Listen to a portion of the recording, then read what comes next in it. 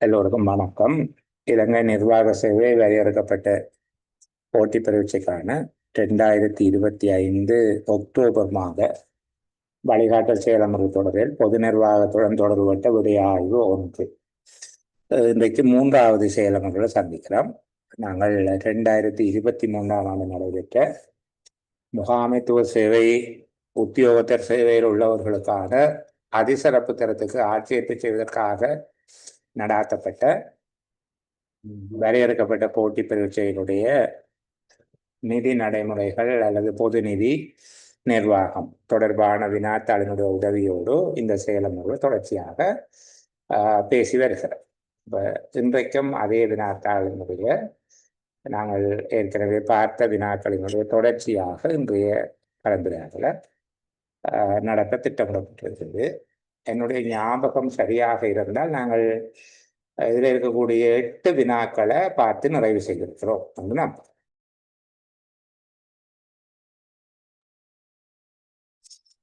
நிதி ஒழுங்கு விதி 102 கீழ் சேதாரங்கள் மற்றும் இழப்புகளாக கருதப்படுபவை எவை, கருதப்படாதவை எவை என்பது தொடர்பாக நாங்கள் இறுதியாக பேசியிருக்கிறோம் என்பது என்னுடைய ஞாபகமாக இருக்கு. இதில் ஏதாவது மாறுபாடு இருந்தால் எனக்கு தெரியப்படுத்துங்க. நிதி ஒழுங்கு விதி 102 நட்டங்கள் என்பதற்குள் அடங்குபவை எவை, அதற்கு அடங்காதவை என்ற விடயங்களை தொடர்பாக நாங்கள் இதை பற்றி பேசியிருக்கோம். சரிதான்.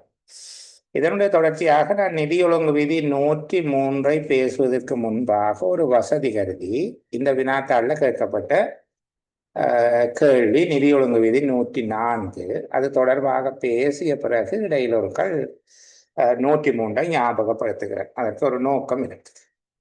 சரிதான. நிதி ஒழுங்கு விதி 104(3) கீழ் சேதாரங்கள் தொடர்பில் ஆரம்ப அறிக்கை சமர்ப்பிக்கப்பட வேண்டியது என்று சொல்லி ஒரு விடயம் தரப்பட்டிருக்கு. நிதி ஒழுங்கு விதி 104(3) தொடர்பாக 9வது கேள்வி கேட்கப்பட்டு இருக்கு. நாங்கள் நிதி ஒழுங்கு விதி 104 கொஞ்சம் மேலதிகமாக படிக்கிறது நல்லது. சரிதானே. நிதி ஒழுங்கு விதி 104 என்பது நட்டம் தொடர்பான அறிக்கை சமர்ப்பித்தல் பற்றிய ஒரு முழுமையான நிதி ஒழுங்கு விதி. இப்போ நான் அடிக்கடி நீங்கள் கேட்குற கேள்வி, நிதி ஒழுங்கு விதிகள் நாங்கள் பாடமாக்கி வச்சிருக்க வேணுமா என்று கேட்டால் முழுவதும் இல்லை. ஆனால் இப்படியாக சில விடயங்களை திருப்பி திருப்பி சொல்லுகிற போது அது ஞாபகம் வந்து. இப்போ நிதி ஒழுங்கு விதி 156(1) என்றால் எங்களுக்கு தெரியும் நட்டத்துக்கான பொருள். நிதி ஒழுங்கு விதி 102 என்ற உடனே அதுல 1ஆம் பிரிவு எது நட்டம் என்று சொல்லுது, 2ஆம் பிரிவு அது நட்டம் இல்லை என்று சொல்லுது. நிதி ஒழுங்கு விதி 103 1ஆம் பிரிவு நட்டம் தொடர்பாக மேற்கொள்ள வேண்டிய நடவடிக்கை. நிதி ஒழுங்கு விதி 103 அதை பற்றி பேசப்படுது. நாங்கள் திரும்ப கதைப்போம். நிதி ஒழுங்கு விதி 104 நட்டம் பற்றிய அறிக்கை என்பது ஒவ்வொரு பகுதிகளாக சொல்லப்பட்டது. இதுல தமிழ் மொழி மூலமான அந்த சுற்றறிக்கையை உங்களுக்கு காட்டுறதுக்கு இயலாது. என்றால் அந்த சுற்றறிக்கை இதுவரையில தமிழ்ல வர இல்லை, சிங்களத்துல மட்டும்தான் வந்திருக்கு. சரிதானே. அப்ப இந்த விடயத்தை அடிப்படையாக வைத்துக்கொண்டு நாங்கள் 104(3) தொடர்பாக கதை. இப்ப நிதி ஒழுங்கு விதி 104 தொடர்பாக இப்ப இதுல இருக்கக்கூடிய திருத்தம் நடைமுறைக்கு வந்தது 2024 6ஆம் மாதம் 1ஆம் தேதி. என்னுடைய யூடியூப் தளத்துல காணொளிகளை பார்க்கிறவர்கள் இந்த திகதிக்கு முன்னர் கற்பிக்கப்பட்ட காணொளிகளை பார்க்கிற போது இதுல சொல்லப்படுகிற விடயங்கள்ல இருந்து தொகைகளில் இருந்து நட்டம் தொடர்பாக குறிப்பாக 104 மற்றும் 108 என்பவற்றில் இருக்கக்கூடிய வேறுபாடுகளை நீங்கள் புறக்கணித்து அதை புதிய தொகைகள் கருத்துல கொண்டு படிக்கவும்.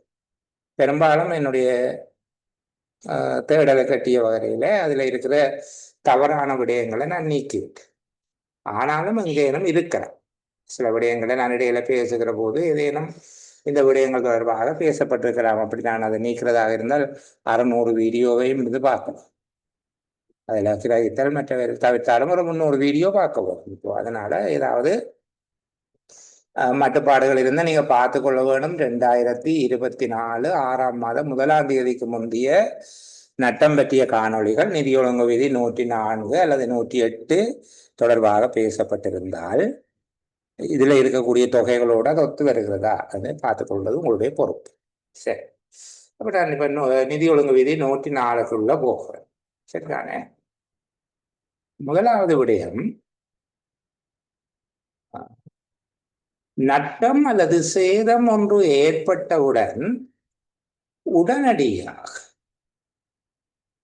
உடனடியாக அதற்கான விசாரணை ஒன்று மேற்கொள்ளப்பட வேண்டும்.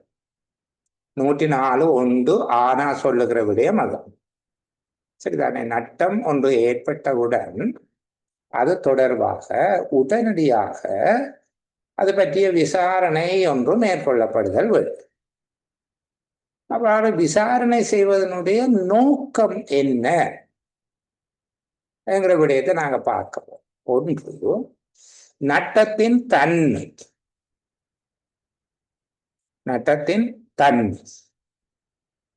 இரண்டாவது, அளவு.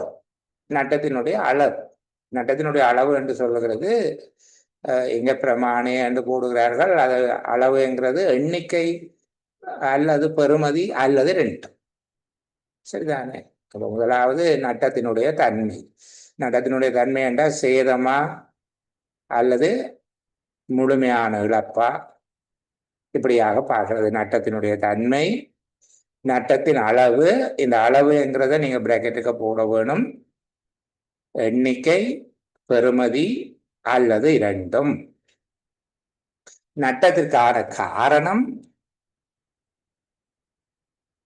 அதற்கு காரணமாக அமைந்தவர்களை நிச்சயப்படுத்தி பொறுப்புகளை சுமத்துதல் ஆகிய நோக்கங்களுக்காக விசாரணை ஒன்று ஆரம்பிக்கப்படுதல் வேண்டும்.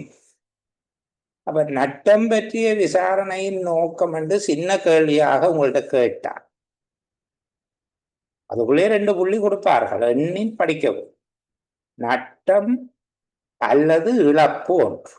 இங்க பாடுவதென்றது இழப்பு, அலாபங்கிறது நட்டம். அப்போ நட்டம் அல்லது இழப்பு ஒன்று நிகழ்ந்த உடனேயே அதன் தன்மை தொடர்பாக இதுல இல்லை, ஆனால் பழையவற்றில் இருக்குது. நாங்கள் சேர்த்து சொல்லலாம். நட்டத்தின் தன்மை, அதனுடைய அளவுங்கிறது பிராக்கெட்டுக்கு போடுங்க.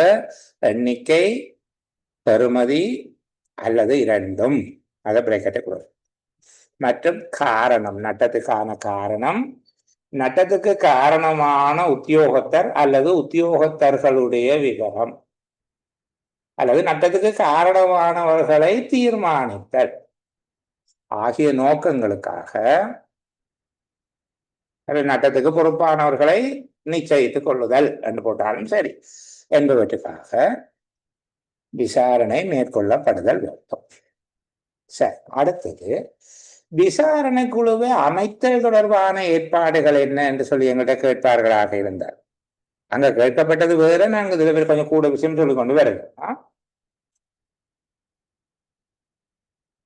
நட்டம் தொடர்பான விசாரணை குழு அமைப்பது தொடர்பில் காணப்படுகிற ஏற்பாடுகளை வளர்க்குங்கோ என்று கேட்கலாம், அல்லது இதுக்குள்ள சின்ன சின்ன கேள்வி எல்லாம் கேட்கலாம், MCQ எல்லாம் கேட்கலாம். அதை பற்றி நீங்க தான் பார்த்துக்கொள்ள வேணும். விடயத்தை படிச்சாச்சு பிறகு இதுக்குள்ள கேள்விகளை பார்க்கறது. இப்ப சின்ன சின்னதா கேள்விகளும் சொல்லி கொண்டு வருவேன், அதை குறிக்கும். சரி, இப்போ 2 மில்லியன் ரூபாய் அல்லது அதனிலும் அதிகமான நட்டம் அல்லது சேதம் ஒன்று நிகழும் போது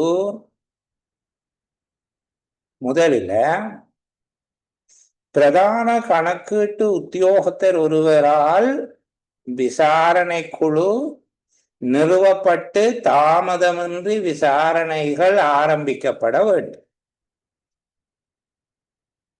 இந்த விசாரணை குழுவின் தலைவர் ஒருவராக அரசாங்க நிர்வாக சுற்றறிக்கை 3/2016 பொருள்கோடல் செய்யப்பட்டவாறு சிரேஷ்ட மட்ட அலுவலர் ஒருவர் நியமிக்கப்படுதல் வேண்டும். இந்த 3/2016 சம்பள சுற்றறிக்கை. 2016 சுற்றறிக்கையில பொருள்கோடல் செய்யப்பட்ட விதமாக, இங்கு அர்த்த நிரூபண என்கிற வார்த்தையை பயன்படுத்துகிறார்கள். பொருள்கோடல் செய்யப்பட்ட விதமாக சிரேஷ்ட மட்ட அலுவலர் ஒருவர் அதன் தலைவராக நியமிக்கப்பட வேண்டும். இதுல முதலாவது விடயம் சொல்லியாச்சுனா அதுக்குள்ளேயே 2 பாயிண்ட்ஸ் வந்துட்டு. எப்படி 2 மில்லியன் ரூபாய் அல்லது அதனிலும் மேற்பட்ட நட்டம் அல்லது இழப்பு ஒன்று ஏற்படுகின்ற போது அது தொடர்பான விசாரணை குழு ஒன்று பிரதான கணக்கீட்டு உத்தியோகத்தரால் தாமதமின்றி அமைக்கப்பட்டு உடனடியாக விசாரணைகள் மேற்கொள்ளப்படுதல் வேண்டும். அந்த விசாரணை குழுவின் தலைவராக 3/2016 பொது நிர்வாக சுற்றறிக்கை அல்லது பொது நிர்வாக சுற்றறிக்கை இலக்கம் 3/2016 பொருள்கோடல் செய்யப்பட்டவாறு சிரேஷ்டமட்ட அலுவலர் ஒருவர் தலைவராக நியமிக்கப்படுதலும் வேண்டும். இப்ப 3வது பாயிண்ட்ஸுக்கு வாரம், நட்டம் அல்லது சேதத்தின் பெறுமதி 2 மில்லியன் ரூபாவுக்கும் குறைவாக இருந்தால் நட்டம் பற்றிய விசாரணை குழு கணக்கீட்டு உத்தியோகத்தரால் தாவிக்கப்படலாம். நியமிக்கப்படுதலை தான் நான் சொல்றேன். 2 மில்லியன் ரூபாவுக்கு குறைவான வகையிலான நட்டங்களுக்கு விசாரணை குழு, நட்டம் பற்றிய விசாரணை குழு கணக்கீட்டு உத்தியோகத்தரால் நியமிக்கப்படலாம். இங்க நட்டத்தின் பெறுமதி 2 மில்லியன் ரூபாவுக்கும் 1 மில்லியன் ரூபாவுக்கும் இடைப்பட்ட பெறுமதியாய் 1 மில்லியன் ரூபாய் அல்லது 2 மில்லியன் ரூபாய் வரையிலானது, 1 மில்லியன் ரூபாய் அல்லது 2 மில்லியன் ரூபாய் வரையில், அப்ப 1 மில்லியன் தொடக்கம் 2 மில்லியன் வரையிலான நட்டங்களுக்கு இவ்வாறு நியமிக்கப்படுகின்ற விசாரணை குழுவின் நியமன கடிதத்தின் பிரதி தகவலுக்காக பிரதான கணக்கீட்டு உத்தியோகத்திற்கு சமர்ப்பிக்கப்படுதல் வேண்டும். அப்ப பாருங்க, இதுக்குள்ள ஒரு அழகான கேள்வி இருக்கு. நட்டம் பற்றிய விசாரணை குழு நியமிக்கப்படும் முறைமை தொடர்பாக கேட்கலாம், அல்லது நியமிக்கப்படுகிற பெறுமதி, நட்டத்தின் பெறுமதி தொடர்பாக கேட்கலாம், அல்லது நியமிக்கின்ற அலுவலர்கள் தொடர்பாக கேட்கலாம்.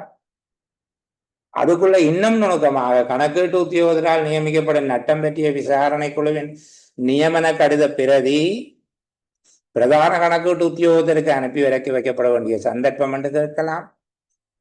எப்படி கேட்டாலும் இது தெளிவாக புரிந்து வைத்திருப்பதன் மூலமாக நாங்கள் கேள்விக்கு விடையளிக்கலாமே தவிர இதுக்குள்ள 5 கேள்வி எழுதலாம். நான் அதை 5 கேள்வியையும் பதிலையும் தந்து நீங்க சாப்பாட்டுக்கு முன் பாடமாக்குறது இந்த பரீட்சைக்கு பொருத்தமானது. சரிதான். சரி, அடுத்ததாக அறிக்கை சமர்ப்பித்தல். அப்ப முதலாவது விசாரணையின் நோக்கம், 2வது விசாரணை குழு நியமிக்கப்படுவது தொடர்பான ஏற்பாடுகள், 3வது அறிக்கை சமர்ப்பிப்பது தொடர்பான ஏற்பாடுகள். 104 2வது பிரிவு. 104 1 ஆனா ஆவன்னா அதுக்குள்ள 2 விடயம் இருக்குது என்று பார்த்துட்டு, சரிதானே. 104 2 அறிக்கை சமர்ப்பித்தல் தொடர்பாக. இங்க 104 பார்க்க வரைக்குள்ள அது திருப்பி 105 1ஐயும் கோர்த்து விடுகிறது எங்களுக்கு. அப்ப நாங்கள் 105 1 பற்றியும் கதைக்க வேண்டியிருக்கு, ஏற்கனவே சொன்னது போல 103 கதைக்க வேண்டியிருக்கு. சரி, அதை பிறகு கதைப்போம். இப்ப இந்த பகுதியை பார்ப்போம், சரிதானே. இதுல சொல்லப்பட்டவற்றை விட நான் சொல்லுகிறது திரைசேரியினால வெளியிடப்படுகிற சில அறிவுறுத்தல்கள். நீங்கள் நிதியமைச்சருடைய இணையதளத்துக்கு போய் பார்த்தீங்கன்னா அதுல சில விடயங்களை கற்றுக்கொள்ள முடியும். அதுல இருக்கக்கூடியதுக்கு அடிப்படையில நான் உங்களுக்கு இந்த விடயத்தை சொல்லுகிறேன். நட்டம் தொடர்பான அறிக்கை சமர்ப்பிக்க வேண்டிய அலுவலர்கள் யார் என்று கேட்கப்பட்டால் சாதாரணமாக 2 பேர். அறிக்கையை சமர்ப்பிப்பவர் திணைக்கள தலைவராக இருப்பார், அதாவது கணக்கீட்டு உத்தியோகத்தராக இருப்பார். கணக்கீட்டு உத்தியோகத்தர் தானே அந்த நிதிக்கோ சொத்துக்களுக்கோ பொறுப்பானவர். அப்போ அறிக்கையை சமர்ப்பிப்பவர் யார் என்று கேட்டால் அது கணக்கீட்டு உத்தியோகத்தர். அப்ப நட்டம் பற்றி அறிக்கையை சமர்ப்பிக்க வேண்டியது யாருக்கு என்று கேட்கிற போது கணக்கீட்டு உத்தியோகத்தருக்கு நட்டம் பற்றி அறிக்கையை சமர்ப்பிப்போம் என்று எழுதக்கூடாது, அது தவறானபடியா போயிடும். இப்ப நட்டம் பற்றி அறிக்கை சமர்ப்பிக்க வேண்டியது யாருக்கு? பிரதான கணக்கீட்டு உத்தியோகத்தர், 2வது கணக்கு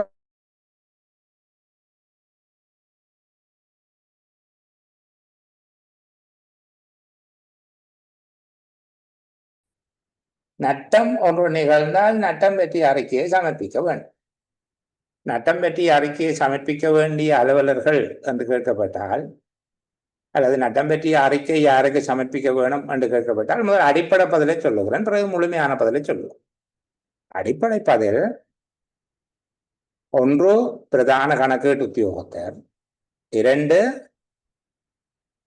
கணக்காய்வாளர் நாயகம், 3வது நட்டத்தின் பெறுமதி நிதி ஒழுங்கு விதி 105(1) பிரகாரம்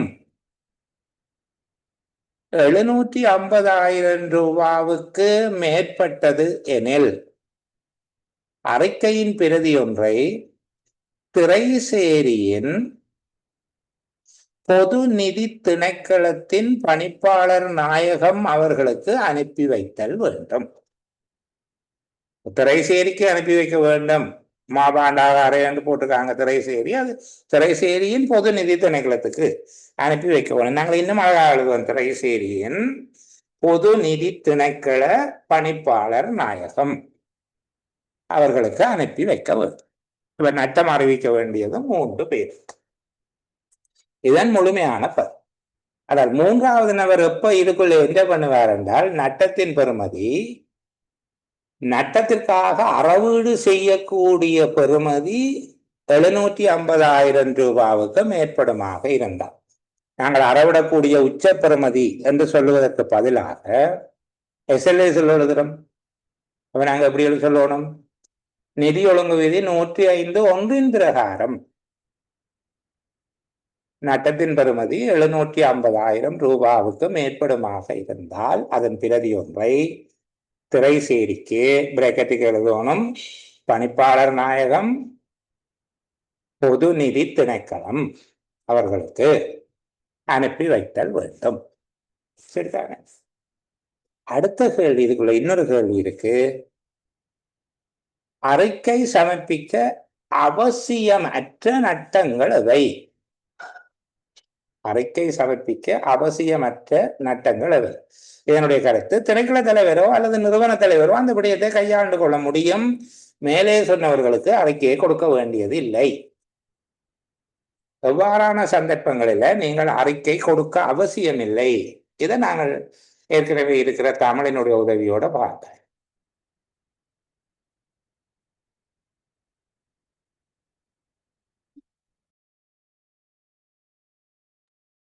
எவ்வாறான சந்தர்ப்பங்களில் அறிக்கை கொடுக்க தேவையில்லை? இந்த மேலே இருக்கக்கூடிய விடயம் ஒரு பிரதி அனுப்பப்படல் வேண்டும் என்கிறதுல இருந்து நாங்கள் பார்த்து முடிச்சிட்டோம். சரிதானே? அதையெல்லாம் பார்த்து முடிச்சாச்சு. இந்த பகுதி கணக்காய்வாளர் நாயகத்துக்கும் பிரதான கணக்கீட்டு உத்தியோகத்திற்கும் நட்டம் தொடர்பாக அறிவிக்க வேண்டும். நட்டத்தினுடைய பெறுமதி 500,000 ரூபாய் அல்ல, இப்ப நாங்கள் சொன்னாங்கள் 750,000 ரூபாவுக்கு மேற்படுமாக இருந்தால், 750,000 ரூபாவுக்கு மேற்படுமாக இருந்தால் நிதி ஒழுங்கு விதி 105(1) பிரகாரம் திரைசேரிக்கு பொது நிதி திணைக்களம் பணிப்பாளர் நாயகம், பொது நிதி திணைக்கள பணிப்பாளர் நாயகம் அவர்களுக்கு ஒரு பிரதி அனுப்பப்பட வேண்டும். சரிதான்? அடுத்தது, அறிவிக்க அவசியமற்ற நட்டங்கள் எவை என்று கேட்கப்பட்டால், அதனால் உடனடியாக கீழே இந்த ஆனாவன போடுற பிரதானமான நிபந்தனை ஒன்று இருக்கு, அதுல கவனம் எடுக்கவும். இப்ப இதுல சொல்லப்பட்டிருக்கிறது, பதிவளித்தல் தேவையற்றதும் இந்த 500 ரூபாய்ங்கிறது இப்ப 25,000 ரூபாவாக மாற்றப்பட்டு விட்டது. சரிதானே? 2024 சுற்றறிக்கையில இது 25,000 ரூபாவாக மாற்றப்பட்டு விட்டது. இப்ப நாங்கள் பதிவளித்தல் தேவையற்றதும் 25,000 ரூபாவுக்கு மேற்படாததுமான செலவாகு பொருளின் இழப்புகள், செலவாகு பொருட்கள் என்பது இந்த காவி, கால்சியம் கிளீனர், தும்பு தடி, விளக்கமாறு, இந்த மாதிரியான பொருட்கள் வச்சுக்கொள்ளுங்களேன். இப்படி எழுதினால் இது விடவிட. ஒருவன் களவாக 1000 ரூபாய் பொருளை களவு எடுத்து கொண்டு போயிருந்தாலும் அது அறிவிக்கப்பட வேண்டிய நட்டம் தான். அப்ப பிரதானமான கண்டிஷன் என்ன என்றால், இழப்பு அல்லது நட்டம் ஒன்று களவு, கவனஈனம், மோசடி, அலட்சியம், பிற தவறுகள் ஏதும் சம்பந்தப்படாததாக இருக்கும் போது கீழே சொல்லப்படுகிற பெறுமதிகளுக்கு அறிவிக்க தேவையில்லை. அப்ப இந்த விடயங்களை சொல்லவும் இழப்பு அல்லது நட்டம், களவு, கவனீனம், மோசடி, சரிதானே, அலட்சியம் அல்லது பிற தவறுகள் சம்பந்தப்படாததாக இருக்கும் போது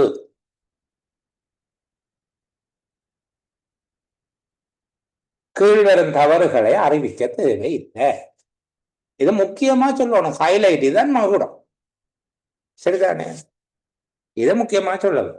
அப்ப நட்டம் அல்லது இழப்பு ஒன்று, களவு, மோசடி, கவனீனம், அலட்சியம் அல்லது பிற தவறுகள் சம்பந்தப்படாததாக இருக்குமாயின் கீழ்வரும் வகையிலான தொகைகளை அறிவிக்க அவசியம் இல்லை. முதலாவது, பதிவளித்தல் தேவையற்றதும் 25,000 ரூபாவுக்கு மேற்படாததுமான செலவாகு பொருட்களின் இழப்புகள், நாளாந்தம் பயன்படுத்தப்படுகிற பொருட்களை செலவாகு பொருட்கள் என்று சொல்லுவோம். இரண்டாவது, 25,000 ரூபாவுக்கு மேற்படாத 25,000 ரூபாவுக்கு மேற்படாத முற்றாக அறவிடப்பட்ட நட்டங்கள், முற்றாக அறவிடப்பட்ட நட்டங்கள், சரிதானே. இங்கு பிழையாக கொடுத்தது, பிழையான நபரு கொடுத்தது, இந்த மாதிரியான பிரியாண செலவு போன்றவற்றை கொடுக்கிற போது போன்ற விடயங்கள், அந்த விஷயத்தை நீங்க சொல்ல தேவையில்லை.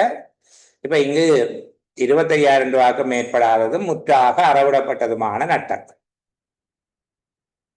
இங்கு பண உறுதிச்சீட்டு, வேதனை பட்டியல், பிரியாண செலவு கோரிக்கை போன்றவற்றில் காணப்பட்ட மிகையான கொடுப்பனவு, பிழையான கொடுப்பனவு போன்றவற்றை உள்ளடக்கியதாக இருக்கும், சரிதானே. கீழே ஈனாவில் சொல்லப்படுகிறது உள்ளடக்கப்படாது, அது தனியாக நாங்கள் சொல்ல போவோம்.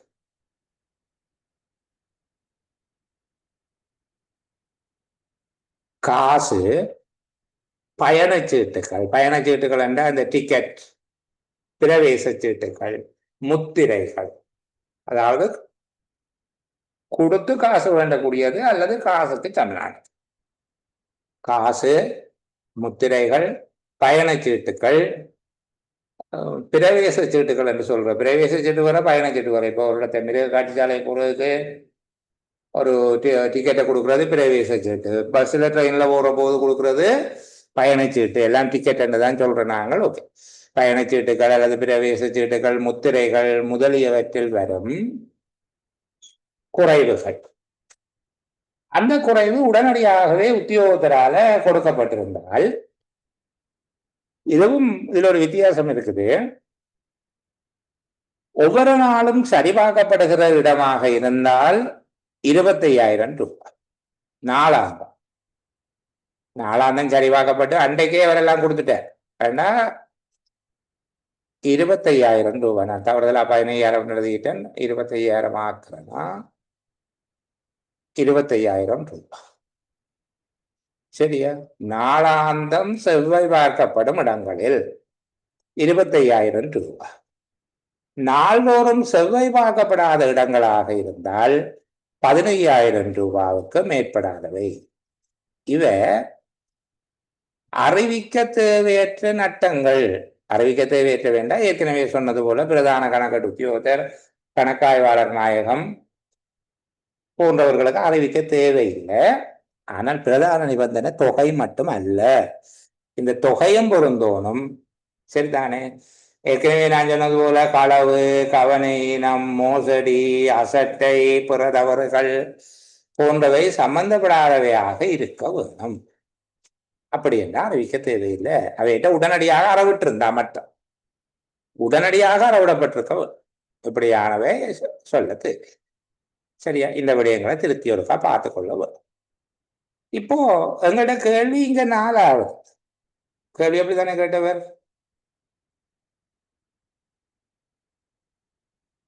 3 ஆரம்ப அறிக்கை. ஆரம்ப அறிக்கை எப்ப கொடுக்க வேணும் என்றுதான் கேட்டவர். நாங்கள் இந்த ஆரம்ப அறிக்கை, இறுதி அறிக்கை, எல்லா அறிக்கையையும் இதுக்குள்ளேயே வச்சு பார்த்தோம், சரிதானே. ஆரம்ப அறிக்கை, இறுதி அறிக்கை ரெண்டையும் பார்த்தோம். இப்ப கவனிங்க,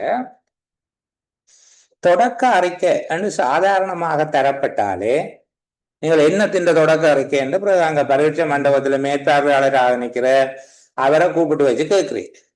என்ன இதுல பேப்பர்ல தொடக்க அறிக்கை என்னத்தின் தொடக்க அறிக்கை, அது தெளிவாக இருக்கணும் என்று சொல்லி ஏதோ அவரே பேப்பர் செட் பண்ண வைப்பார். நீங்க ஞாபகம் வச்சு கொள்ளுங்க, பரீட்சை மண்டபத்தில் நிற்கிறவர்கள் எல்லாம் அறிவாளிகளில் எல்லாம் எங்களை மாதிரி கேஸ் தான் அங்கேயும் நிற்குது. சரிதானே? இன்னும் ஒரு விடயம் நடந்தது, நான் ரெக்கார்டிங்ல தான் சொல்லுகிறேன், பரவாயில்லை. எனக்கு கிடைத்த தகவலின்படி ஒரு இடத்துல சுப்ரா எம்எஸ்ஓ சுப்ரா எக்ஸாம் நடந்த போது ஒரு குறித்த எண்ணிக்கையானவர்கள், அதிக எண்ணிக்கையானவர்கள், ஒரு குறித்த எண்ணிக்கையானவர்களுடைய மண்டபத்துக்கு உள்ள இருந்த பரீட்சை மேற்பார்வையாளர் வழியில வந்து பிறகு பார்த்து கொண்டு இருக்கிறேன். ஏனென்றால் அது இவி எக்ஸாமுக்கு நாங்க என்னத்தை அதில் கட்டுப்படுத்துற ஆள் ஒரு ஆள் கதைச்சு பேசி எழுதட்டும். உடனடியாக நிலைமை சீர் செய்யப்பட்டு விட்டது.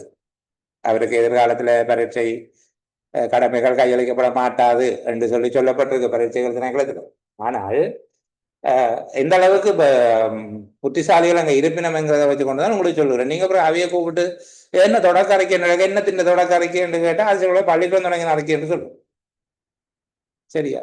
உங்களுக்கு விளங்கணும், இதுல பேப்பர் செட் பண்ணவன் இங்க தான் நிக்கிறான், தொடக்க அறிக்கை என்பதற்குள்ள நிக்கிறான். சரி, இதுக்குள்ள 4 பாயிண்ட்ஸ் வர வேணும். பெரும்பாலும் தொடக்க அறிக்கை பற்றி எழுத சொல்லி ஒரு கேள்வி கேட்பார்களாக இருந்தால், ஒரு கட்டமைக்கப்பட்ட வினா அமையமாக இருந்தால் அது 4 புள்ளிகள் கொண்டதாக இருக்கலாம். 4 விடயங்கள் அதுக்குள்ள இருக்கு. முதலாவது, நட்டம் பற்றிய விசாரணையின் முழுமையான அறிக்கை ஒன்றை வழங்குவதற்கு 7 நாட்களுக்கு மேல் தாமதம் ஏற்படும் என்று எதிர்பார்க்கப்படுகிற சந்தர்ப்பத்தில் நட்டம் பற்றிய தொடக்க அறிக்கை உடனடியாக சமர்ப்பிக்கப்படுதல். அதாவது 7 நாட்களுக்குள்ள தொடக்க ஆகக்கூடியது 7 நாள். சரிதானே? நட்டம் பற்றிய விசாரணையின் முழுமையான அறிக்கை ஒன்றை சமர்ப்பிப்பதற்கு 7 நாட்களுக்கு மேல் தாமதம் ஏற்படலாம் என்று எதிர்பார்க்கப்படுகின்ற போது தொடக்க அறிக்கை உடனடியாக சமர்ப்பிக்கப்படும். பொது 283 படிவம் இதற்கு பயன்படுத்தப்படும். நட்டம் பற்றி அறிக்கையிடுவதற்கு பயன்படுத்தப்படுகிற படிவம் பொது 283. சரிதானே? அப்ப அந்த விடயத்தை நீங்கள் சொல்லணும். நட்டம் பற்றி அறிக்கையிடுவதற்கு பயன்படுத்தப்படுகிற படிவம் பொது 283 ஞாபகம் வச்சிருக்க வேணும். பொது 283 படிவத்துல நட்டம் பற்றிய ஆரம்ப அறிக்கையை கொடுக்க வேணும். சரியா? மூன்றாவது, அதுல உள்ளடங்க வேண்டிய பிரதானமான விடயங்கள். இதற்கு சில வேளைகள்ல 2 புள்ளிகளை கொடுக்கலாம். ஏனையாட்டுக்கு 1 புள்ளியை கொடுத்து கொண்டு இதுக்கு 2 புள்ளியை கொடுக்கலாம். இயலுமானவரையும் தொடக்க அறிக்கையில நட்டத்தின் தன்மை, நட்டத்தின் தன்மை என்ன, நான் சொன்னது போல சேதமா இழப்பா, நட்டத்தின் தன்மை, நட்டத்தின் அளவு, எண்ணிக்கை, பெறுமதி அல்லது இரண்டும், நட்டத்துடன் தொடர்புடைய உத்தியோகத்தர் அல்லது உத்தியோகத்தர்களுடைய பெயரும் பதவியும் போன்ற விவரங்கள், நடத்தப்படுகின்ற விசாரணையில் இதுவரை கண்டறியப்பட்ட முக்கியமான விடயங்களும் அதன் போக்குகளும் போன்ற விடயங்களை உள்ளடக்கியதாக இருக்க வேண்டும். இக்காலப்பகுதியில், விசாரணையோடு தொடர்புடைய இக்காலப்பகுதியில இவ்விசாரணையோடு அல்லது இழப்போடு தொடர்புடைய புத்தகங்கள், ஏடுகள், ஆவணங்கள், கோப்புகள் போன்றவற்றின் பாதுகாவலுக்கு தக்க ஒழுங்குகளும் செய்யப்படுதல் வேண்டும். இவ்வளவு விடயத்தையும் உள்ளடக்கி எழுதணும். தொடக்க அறிக்கை என்று கேட்டாய், இனி மறக்க கூடாது. தொடக்க அறிக்கை என்ன 4 என்று போட்டு வச்சிருக்க வேணும். தொடக்க அறிக்கை என்று போடுறது 4 என்று எழுதுறது. சரிதானே? நிதி ஒழுங்கு விதி 104(3) என்று போட்டு வைக்கிறது. ஞாபகம் வராவட்டி தட்டி பார்க்க வேண்டும். இதுல பொது 283 இதுல இல்லை. ஆனால் அது சரி. நிதி ஒழுங்கு விதி 108 1/2020 சுற்றறிக்கையினுடைய இறுதி பகுதியில் அந்த விடயங்கள் விவரிக்கப்பட்டிருக்கு. இப்ப தொடக்க அறிக்கை பற்றி கேட்டால் இவ்வளவு விஷயத்தையும் எழுதக்கூடியதாக இருக்கணும். இதுக்கு 8 புள்ளி கொடுக்க மாட்டார்கள் நிச்சயம், 4 புள்ளி கொடுக்கலாம். சரிதானே? சில வேளைகள்ல 2 புள்ளிகளையும் கேட்கலாம். ஒரு புள்ளிக்கும் கேட்கலாம். தொடக்க அறிக்கை சமர்ப்பிக்கப்பட வேண்டிய காலம் இங்க கேட்டிருக்கு ஒரு புள்ளிக்கு.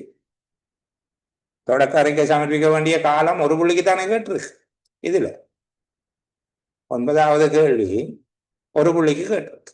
அடுத்த முறை தொடக்க அறிக்கை சமர்ப்பிக்க வேண்டிய படிவம் கேட்கலாம் ஒரு புள்ளிக்கு. அல்லது தொடக்க அறிக்கையில உள்ளடக்கப்பட வேண்டிய 2 விடயங்கள் கண்டு கேட்கலாம். தொடக்க அறிக்கையில் உள்ளடக்கப்பட வேண்டிய 2 விடயங்கள் என்று கேட்கப்பட்டால் நீங்கள் சொல்ல வேணும் நட்டத்தின் தன்மை, அளவு, பிராக்கெட்டுக்கு சொல்ல வேணும் எண்ணிக்கை, பெறுமதி அல்லது 2ம். சரிதானே? இவ்வளத்தையும் சேர்த்து ஒன்றா போட்டு விடலாம். நட்டத்தின் தன்மை மற்றும் அளவு. சரியா? 2வது விடயமாக நட்டத்துடன் தொடர்புடைய உத்தியோகத்தர்களின் பெயர், பதவி மற்றும் விவரங்களும் நடத்தப்படுகின்ற விசாரணையில் கண்டறியப்பட்ட விடயங்கள் அல்லது நடத்தப்படுகிற விசாரணையின் போக்கு. இதுல இருக்கிற மாதிரியே எழுதிவிடும். நாங்கள் இருக்கிற அப்படியே எழுத பார்க்கணும். 2 தானே கேட்டவர் ரெண்டுட்டு நட்டத்தின் தன்மையும் அளவும் சம்பந்தப்பட்ட உத்தியோகத்தரின் பெயரும் பதவியும் என்று எழுதினால் பிள்ளை அல்ல. நான் சொல்லுகிறது இயலுமான அளவுக்கு கூட கொடுக்க பாருங்க. அதுக்காக இப்போ புத்தகத்தை அப்படியே எழுதுறீல. அதுக்குள்ள ஒரு நியாயத்தன்மை இருக்கும். அந்த விடைக்கு ஒரு ரெசனாலிட்டி இருக்கும். அதற்கு ஏற்ற விதமாக நீங்க எழுது. இப்ப கீழே இருக்கிறது எழுதணுமோ? சம்பந்தப்பட்ட புத்தகங்கள், ஏடுகள் முதலியவற்றின் பாதுகாவலுக்காக தகுந்த ஒழுங்கு செய்யப்பட வேண்டும். முழு அறிக்கை ஒன்றை செய்வதற்கு 7 நாட்களுக்கு மேல் தாமதம் ஏற்படுமாக இருந்தால் இந்த அறிக்கையை கொடுக்க வேணும். பொது 283 படிவத்தை பயன்படுத்த வேணும். இதெல்லாம் வராது. இதெல்லாம் இந்த கோது. இப்ப நாங்க தனிய பலாப்பழம் மாதிரி சுளைய பிடுங்கி கொடுக்குறோம். அப்படி சில 2 புள்ளிக்கு கேட்டா சுளைய பிடுங்கி கொடுக்க வேண்டி இருக்கு. 4 புள்ளிக்கு கேட்பார்களாக இருந்தா இப்படியே முழுசா பலாப்பழத்தை தூக்கி கொடுக்க வேண்டியா. அதுக்கு ஒரு லேபலும் கட்டணும். இதுல அந்த லேபல் இல்லை. பலாப்பழம் இருக்குது, இதுக்கு ஒரு லேபல் இல்லை. லேபல் என்ன?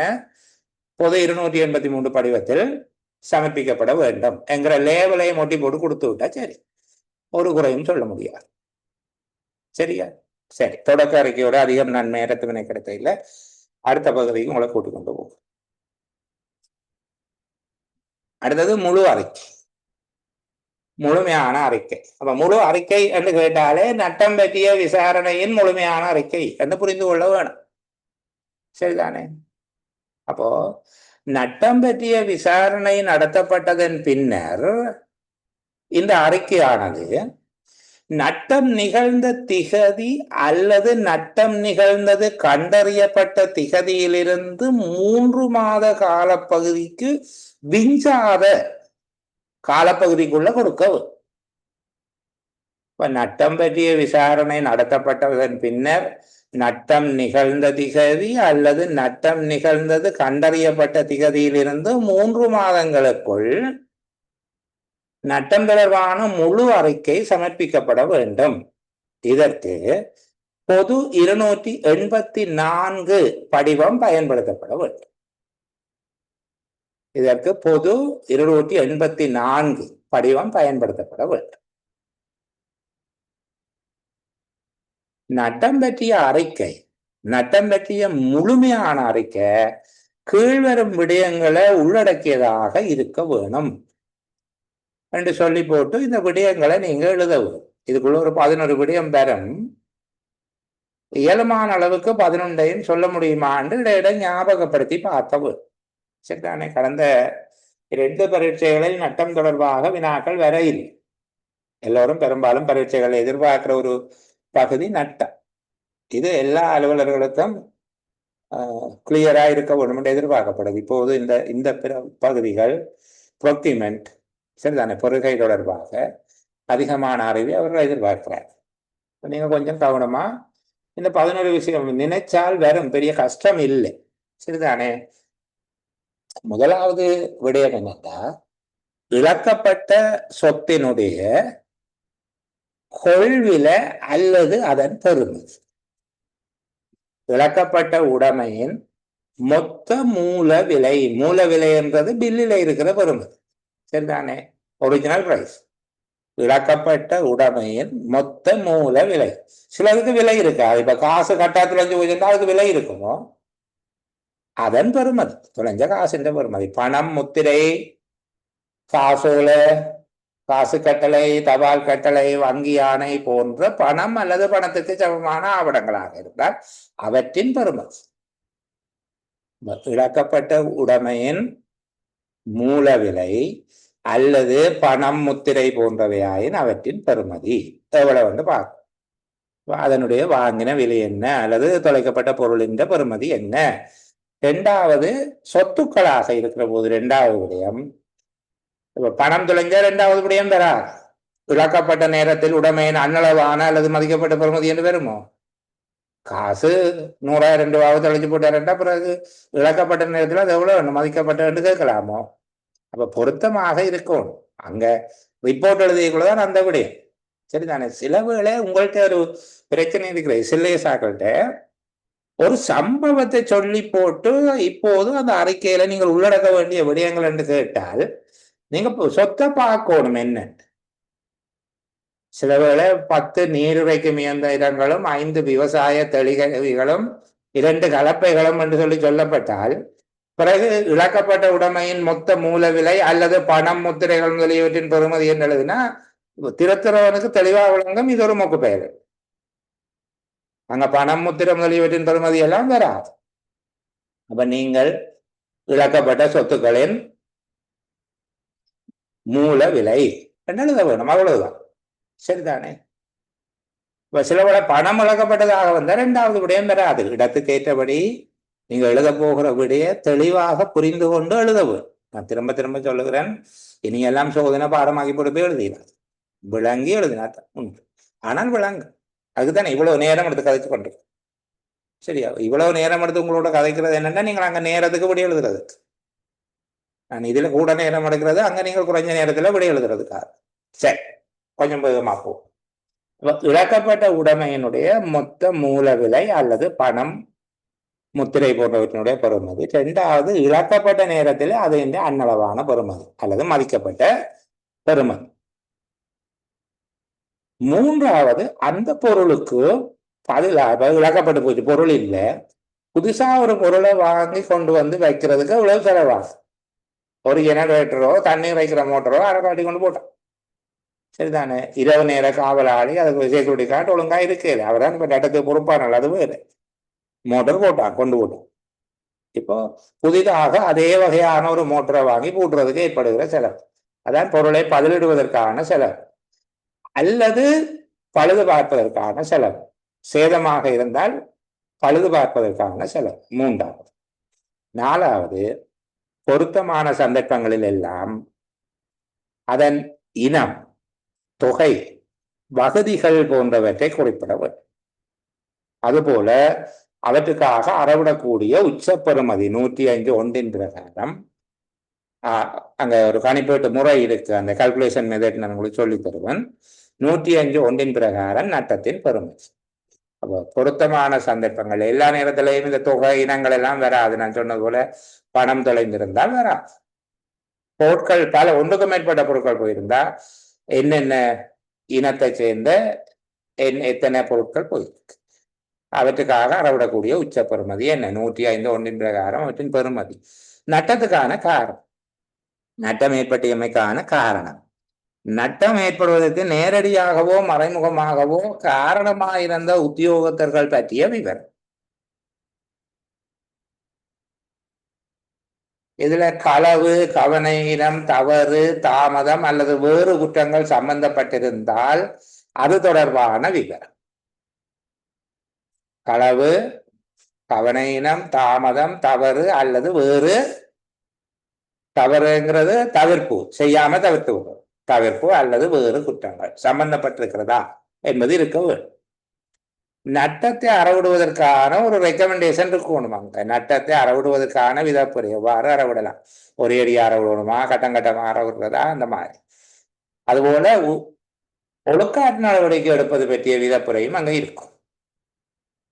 ஏதாவது ஒழுக்காற்று நடவடிக்கை எடுப்பதற்கு உத்தேசிக்கப்பட்டிருக்கிறதா என்கிற விவரமும் போடும்.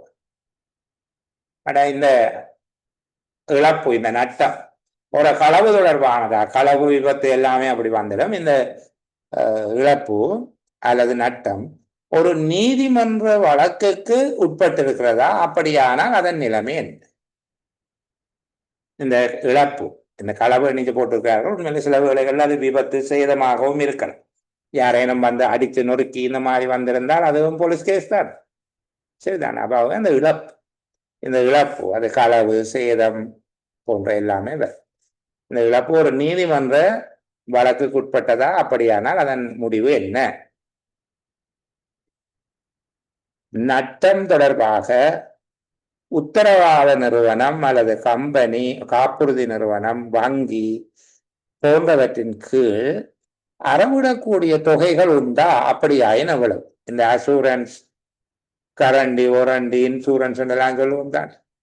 இந்த மாதிரியான பொறுப்பு, உத்தரவாதம், காப்பு போன்றவை இருக்குமாக இருந்தால், இன்சூரன்ஸ் சொல்லுவோம், அசூரன்ஸ், இன்சூரன்ஸ், கரண்டி, ஒரண்டி என்னதான் சொல்லுவீங்க, இந்த மாதிரியாக. அப்போ உத்தரவாதம் அல்லது நட்டஈடு, காப்புறுதி என்பவற்றின் கீழ் அமைந்ததாக இருந்தால் அதன் மூலமாக அறவிடக்கூடிய தொகை என்ன? இவ்வாறான நட்டங்கள் நிகழாமல் இருப்பதற்கு எதிர்காலத்தில் மேற்கொள்ள வேண்டிய நடவடிக்கை என்ன? போன்ற 11 விடயங்கள் இந்த அறிக்கையில உள்ளடங்கும். கவனமாயிருங்கோ. செகண்ட் பார்ட்ல ஒரு கேள்வியை போட்டு, இந்த நட்டம் பற்றிய விசாரணை குழுவில தாங்கள் தலைவராக நியமிக்கப்படுகிறீர்கள் என கருதி கொண்டு தாங்கள் சமர்ப்பிக்கும் நட்டம் பற்றிய அறிக்கையில உள்ளடக்க வேண்டிய விடயங்களவை என்பது தொடர்பாக சுருக்கமாக தெளிவுபடுத்துக என்று 8 புள்ளிக்கு கேட்டால், இந்த 11 விடயங்களில் ஆக குறைந்தது 8 விடயங்களை தெளிவுபட எழுதுகிறீர்களா என்று பார்ப்பார்கள். அதை விட சில வேளையில இவற்றுக்கு உரிய புள்ளிகளை குறைத்து கொண்டு வந்து சோடியா கணக்கு பண்ணி போடலாம். மேலே சொல்லப்படுகிற இது இழப்பு நிகழ்ந்து அல்லது இழப்பு கண்டறியப்பட்டு 3 மாத காலப்பகுதிக்குள்ள கொடுக்க வேணும், பொது 284 கொடுக்க வேணும் என்பதற்கும் புள்ளிகளை வழங்கலாம். அப்போ நட்டம் பற்றிய அறிக்கை என்று கேட்கிற போது ஆரம்ப அறிக்கையை துல்லியமா சொல்லக்கூடியதாகவும், நட்டம் பற்றிய இறுதி அறிக்கையை பற்றி துல்லியமாக சொல்லக்கூடியதாகவும் மிக தெளிவாக இருக்கணும்.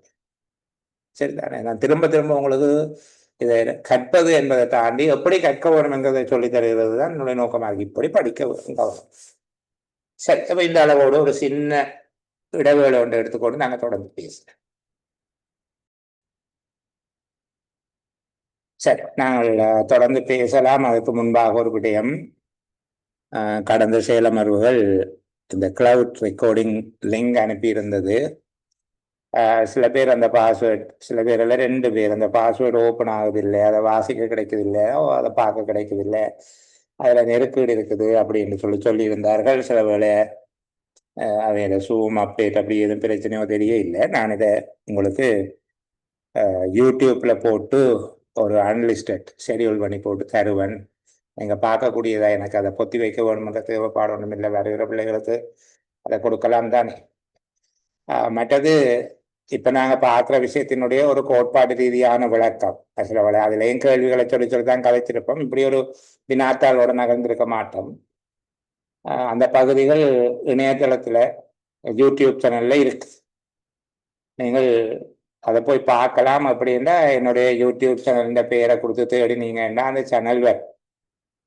அந்த சேனலை கிளிக் பண்ணி முடிய நீங்க பாத்தீங்கன்னா வீடியோஸ், பிளேலிஸ்ட் இந்த மாதிரி மேலே ஒரு 3-4 விடயங்கள் வரும். அதுல பிளேலிஸ்ட்ன்றதை கிளிக் பண்ண வேணும். இப்போ பிளேலிஸ்ட்டை கிளிக் பண்ணீங்கன்னா ஒவ்வொரு செஷன் சீரீஸும் வரும். அதில் உங்களுக்கு உதாரணத்துக்கு சுப்ரா exam September session financial regulation தனியாக ஒரு கேரிங்குக்குள்ளே வரும். அதில் போய் கிளிக் பண்ணீங்கன்னா 8 அல்லது 9 வீடியோ வரும். அதே போல் இப்போ எஸ்எல்ஏஎஸ் மெரிட் அவை இப்போ போன 1ஆம் தேதி நியமனத்தையும் பெற்றுக் கொண்டு விட்டார்கள். அந்த குரூப்புக்கு படிப்பிச்சது இருக்கு. அது இந்த திருத்தங்களுக்கு பிறகு 2024 திருத்தத்துக்கு பிறகு நடந்தோம். அப்போ எஸ்எல்ஏஎஸ் மெரிட் அந்த அதை போய் பார்த்தீங்கன்னா அதில் நிறைய வீடியோஸ், அப்டேட்டான வீடியோஸ் இருக்கு. சரிதானே? பெரும்பாலும் அப்டேட் இல்லாத எல்லாத்தையும் நான் அகற்றிட்டேன். முதலே சொன்னது போல நிதி ஒழுங்கு விதி 104, 108 ஏதேனும் மட்டுப்பாடு இருந்தால் நான் இப்போ சொல்லிட்டேன். இந்த தொகைகளை நீங்கள் அங்கே பிளேஸ் பண்ணி பார்த்துக்கொண்டா சரி. இப்போ அந்த விடயங்களை திரும்ப திரும்ப பாருங்க. ஓய்வு கிடைக்கிற நேரங்கள் எல்லாம் நீங்க பேச போகிற ஒரு கேரிங்க. இப்ப நட்டம் பற்றி பார்க்க போறீங்கன்னா அந்த நட்டம் பற்றி நான் சில உள்ள போட்டிருப்பேன். நிதி ஒழுங்கு விதி 101 104 101 108 101 113 என்று தலைப்பிடப்பட்டு அங்க போடப்பட்டிருக்கும். அந்த பகுதிகளை கொஞ்சம் கவனம் எடுத்து படியும். அங்க சொல்லாதது எதுவும் இங்க சொல்லுவேனாண்டா நிச்சயமா சரிதானே. அரைச்சமாவே திருப்பி அரைக்கிறது இல்லை. இதை கொஞ்சம் வேற விதமா கொஞ்சம் கூட கதைப்போம். ஆனால் அதை பார்க்கறதால உங்களுக்கு எந்த நட்டமும் இல்லை. 1க்கு 4 தடவைகள் பார்ப்பதன் மூலமாக உங்களுடைய அழியாத ஞாபகங்கள்ல பெர்மனன்ட் மெமரியில அதை சேவ் பண்ணி கொள்ளையே. நிறைய பிள்ளைகள் இன்ட்ரெஸ்டா படிக்கிறீங்க, நீங்க சொல்லி தரது நல்லா இருக்கு, விருப்பமா இருக்கு, இப்ப நாங்க விருப்பமா படிக்கிறோம், வாசிக்கிறது விளங்குது அப்படிங்கிற பின்னூட்டங்கள் கிடைக்குது, சந்தோஷம். ஆனா அது மட்டுமே மகிழ்ச்சி அல்ல. நீங்க நல்ல இடத்துல பரீட்சை எழுதி போறதுதான் மகிழ்ச்சியானது. சரி, உபதேசத்துக்கு பதிலாக படிக்க தொடங்குவோம். இந்த நிதி ஒழுங்கு விதி 103(1) சில வேளைகள்ல உங்களை கேட்பார்கள், கவனிங்க. இந்த கேள்விகள் கேட்கப்படுகிற விதங்கள் திரும்ப திரும்ப சொல்லுகிறேன். நட்டம் பற்றிய விசாரணை சபை ஒன்று அமைக்கப்பட்டிருக்கிறது. அந்த விசாரணை சபையினுடைய ஒரு தலைவராக அல்லது அதனுடைய உறுப்பினராக நீங்கள் இருக்கிறீர்கள். தங்களுடைய அறிக்கையில, உங்களுடைய குழுவின் அறிக்கையில அல்லது உங்களுடைய அறிக்கையில நீங்கள் உள்ளடக்க வேண்டிய விடயங்கள் எவை என்று கேட்கப்படுமாக இருந்தால் நீங்கள் 104க்குள்ள போவீங்க. 104ல போய் இறுதி அறிக்கையை பற்றி நீங்க பேச போறீங்க. சில வேளைகள்ல இந்த அலுவலகத்துல நட்டம் ஒன்று ஏற்பட்டது என்று சொல்லி ஒரு கதையை சொல்லி போட்டு, பெரும்பாலும் SLAs ஒரு கதையோட தான் பாரத் கேஸ் ஸ்டடி என்று சும்மா ஒரு 4 வரியில ஒரு கதையை சொல்லுவார். அது ஒரு சம்பிரதாயம், அந்த பேப்பர்ல இருக்கக்கூடிய ஒரு ரெடிசன், அவ்வளவு சரிதானே. அப்ப அது ஒரு மரபு அல்லது ஒரு சம்பிரதாயம், ஒரு ஃபார்முலோ ரெடிசன் ஒன்று வச்சுக்கொள்ளுது. அப்ப அப்படி ஒரு கதையொன்று அவர்கள் தருவார்கள். தந்த பிறகு உங்கள்கிட்ட கேள்வியை கேட்பார்கள்.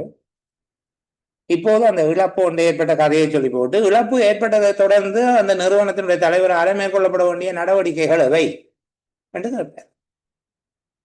அப்ப நாங்கள் பொதுவா எந்த கேள்வியை கேட்டாலும் நீங்கள் ஒரு விஷயம் ஞாபகம் வச்சிருங்கோ, இது எழுந்தமானமாக உங்களுடைய ஒரு காமன் சென்ஸில் எழுதுறதுக்கு கேள்வி கேட்கப்படாது. அதுல உறுதியாக இருங்க. நீங்க இந்த கேள்வியை பார்க்க ஒரு பொதுமைப்படுத்தப்பட்ட கேள்வி போலதான் இருக்கும். மேம்போக்காக படித்தவர்கள் சொல்வார்கள், அது என்ன கேட்ட நட்டம் வந்த உடனே என்ன செய்யணும் என்று கேட்ட வேணா சும்மா எல்லாமே எழுதிவிட்டேன் என்று சொல்லி சொல்லுவார்கள். ஆனா தெளிவா ஞாபகம் வச்சிருங்க, அவர் இந்த புத்தகத்துல ஏதோ ஒரு பகுதியில நிற்கிறார். அந்த இடத்தை உங்களுக்கு புரிந்து கொள்ளக்கூடியதாக இருந்தால் நீங்க மிகப்பெரிய வெற்றி, பிரம்மாண்டமான வெற்றி, சரிதானே. ஆகா 103(1) நிற்கிறாரு என்று புரிந்து கொள்ள முடிந்தால் உங்களுக்கு அது மிகப்பெரிய வெற்றி. கதை சாதாரணமா தான் இருக்கும். இப்படி இழப்பு ஒன்று ஏற்பட்ட போது அந்த நிறுவனத்துல நீங்க தான் பிரதி பணிப்பாளரோ உதவி பணிப்பாளரோ மேலதிக பணிப்பாளர் என்னமோ ஒரு பணிப்பாளராக இருக்கிறீர்கள். இந்த விடயம் தொடர்பில் தாங்கள் மேற்கொள்ளக்கூடிய நடவடிக்கை என்ன என்றால் சும்மா கற்று எழுதக்கூடாது, இதுதான் கேட்க என்று புரிஞ்சு கொள்ள வேண்டும். இப்படி இதேன்னு சொல்லுகிறேன்டா, இதற்கு மேலதிகமாக நீங்கள் தேடி படிக்கிற விடயங்களையும் பார்க்கிற போது நீங்கள் இதுக்குள்ள எப்படி கேள்விகள் கேட்கப்படலாம் என்பதை புரிந்து கொள்ள வேண்டும். நான் நாளைக்கு பகல் உங்களுக்கு ஒரு பழைய SLAs பாஸ் பேப்பர் போட்டு விடுறது, எல்லாராலும் எடுக்கக்கூடியதாக ஒரு பேப்பர் தான், முதல்ல பார்க்கறதுக்காக 1-2 பேப்பர் போட்டு விடுகிறேன். பாருங்க எப்படி அந்த கேள்விகளை கேட்கிறார்கள்.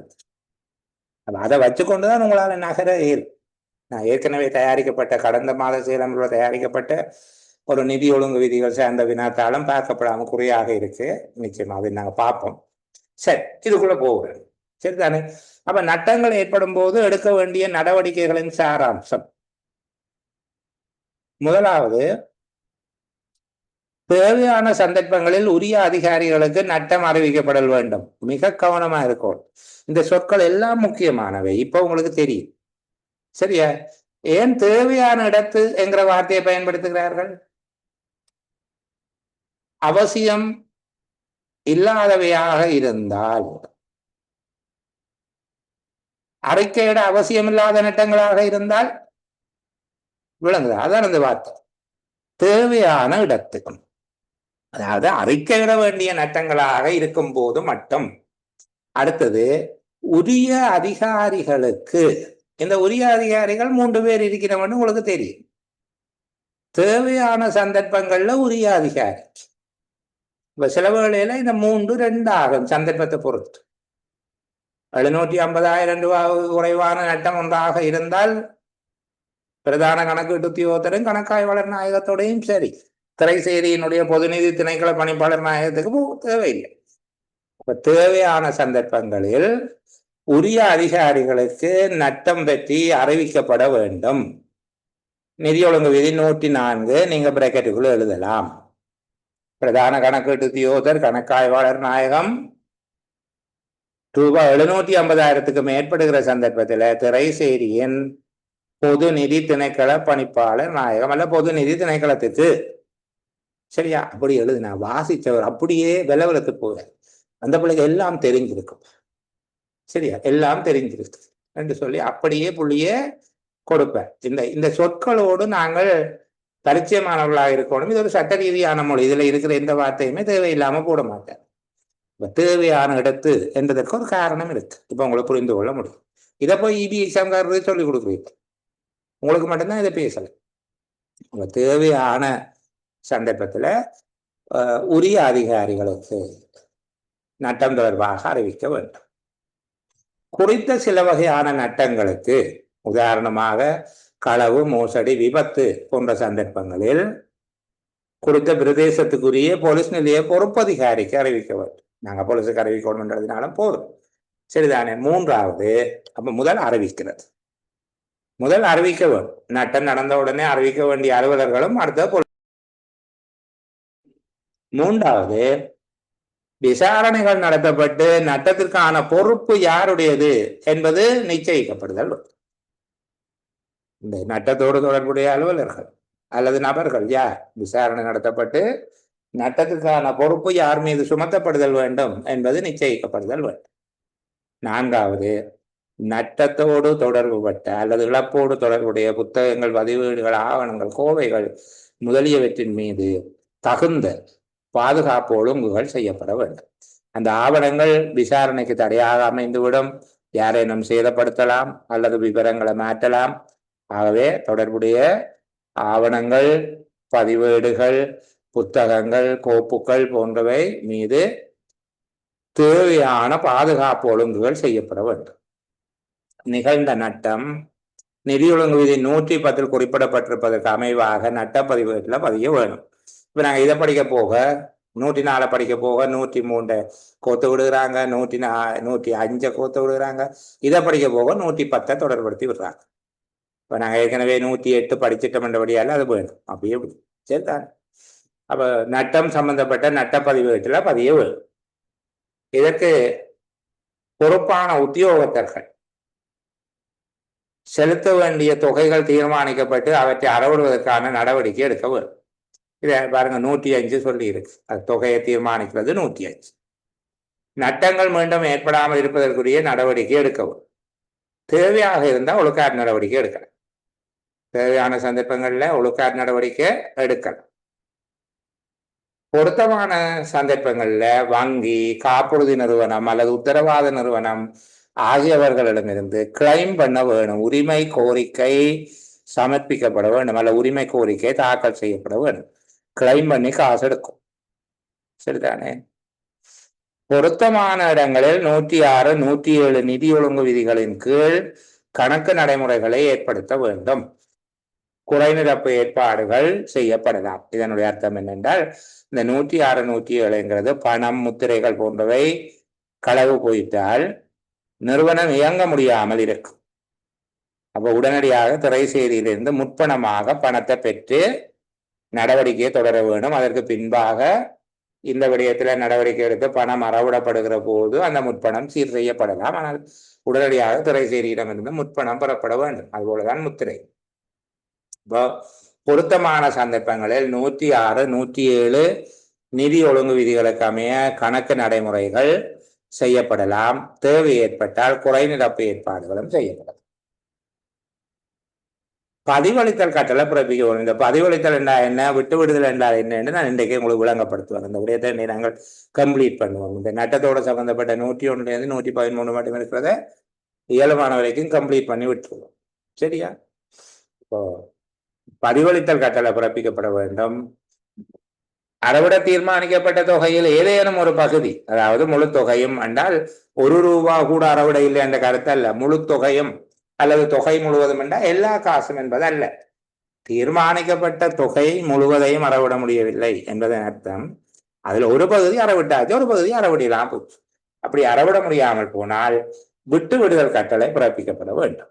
இப்ப இந்த நட்டம் தொடர்பான பதிவளித்தல் கட்டளை மற்றும் நட்டம் தொடர்பான விட்டு விடுதல் கட்டளை என்பது நாங்கள் 109 பார்ப்போம். சரிதானே? அப்ப இந்த விடயங்கள் இதுல இருக்கிற 12 விடயங்கள் பேசப்பட்டிருக்கு. இந்த 12 விடயங்கள் தொடர்பாகவும் குறிப்பிட்டு நீங்கள் எழுதக்கூடிய மாதிரி இருக்க வேணும். கேள்வியை அவதானமா திரும்பவும் சொல்லுகிறான்னு பார்த்துக் கொள்ளுங்க. நட்டம் ஒன்று ஏற்பட்டு இருந்தா என்ன நடவடிக்கை எடுப்பீங்கன்னு உங்கள்கிட்ட கேட்பார்கள். இதுல சில வேளையில இப்ப ஓனா உங்களுக்கு பொருத்தம் இல்லாம இருக்கு. சரிதானே? அப்ப நீங்க அதை எழுதுறதோ தகுந்தது எனில் வங்கி அல்லது காப்புறுதி பொருத்தமான போது 106, 107 அமைவாக நடவடிக்கை எடுத்து கணக்கு பதிவுகளை மேற்கொள்ளணும், குறை நிரப்பு மதிப்பீட்டை செய்யணும். அது காசு களவு போனா மட்டும் காசு முத்திரை, அப்ப அது வராது. சரி, அப்படி சில விடயங்கள் இதுக்குள்ள வராம இருக்கும். அதை விட்டுட்டு மற்றதுல நீங்க பொருத்தமாக 12ல உங்களோட கேஸுக்கு பொருத்தமானது ஆக குறைந்தது 8 அங்க இருக்கும். 8 புள்ளி போட போறேன். ஆகவே கேள்வியை செட் பண்றவர் ரொம்ப துல்லியமான ஆள், சாதாரணமான ஆள் இல்லை. அவர் தான் விடையையும் கொடுக்க போறார். மார்க்கிங் ஸ்கீம் அவர் தான் கொடுக்க போகிறார். சரிதானே? அப்ப அவருடைய புள்ளியிடல் திட்டம் இதுல தேவையற்றவை கத்தரிக்கப்பட்டு தான் கொடுக்கப்படும். இப்படியே கோப்பி பண்ணி கொடுக்க மாட்டேன். அப்ப நீங்களும் அதற்கு ஏற்றபடி ஃபிட்டா இருக்கும். சரியா? சரி, இப்ப நாங்கள் 105க்குள்ள போவோம். 105 தொடர்பாக கொஞ்சம் விடயங்கள் ஞாபகப்படுத்த வேண்டி இருக்கு. ஏற்கனவே கதைத்த விடயங்களும் இருக்குது.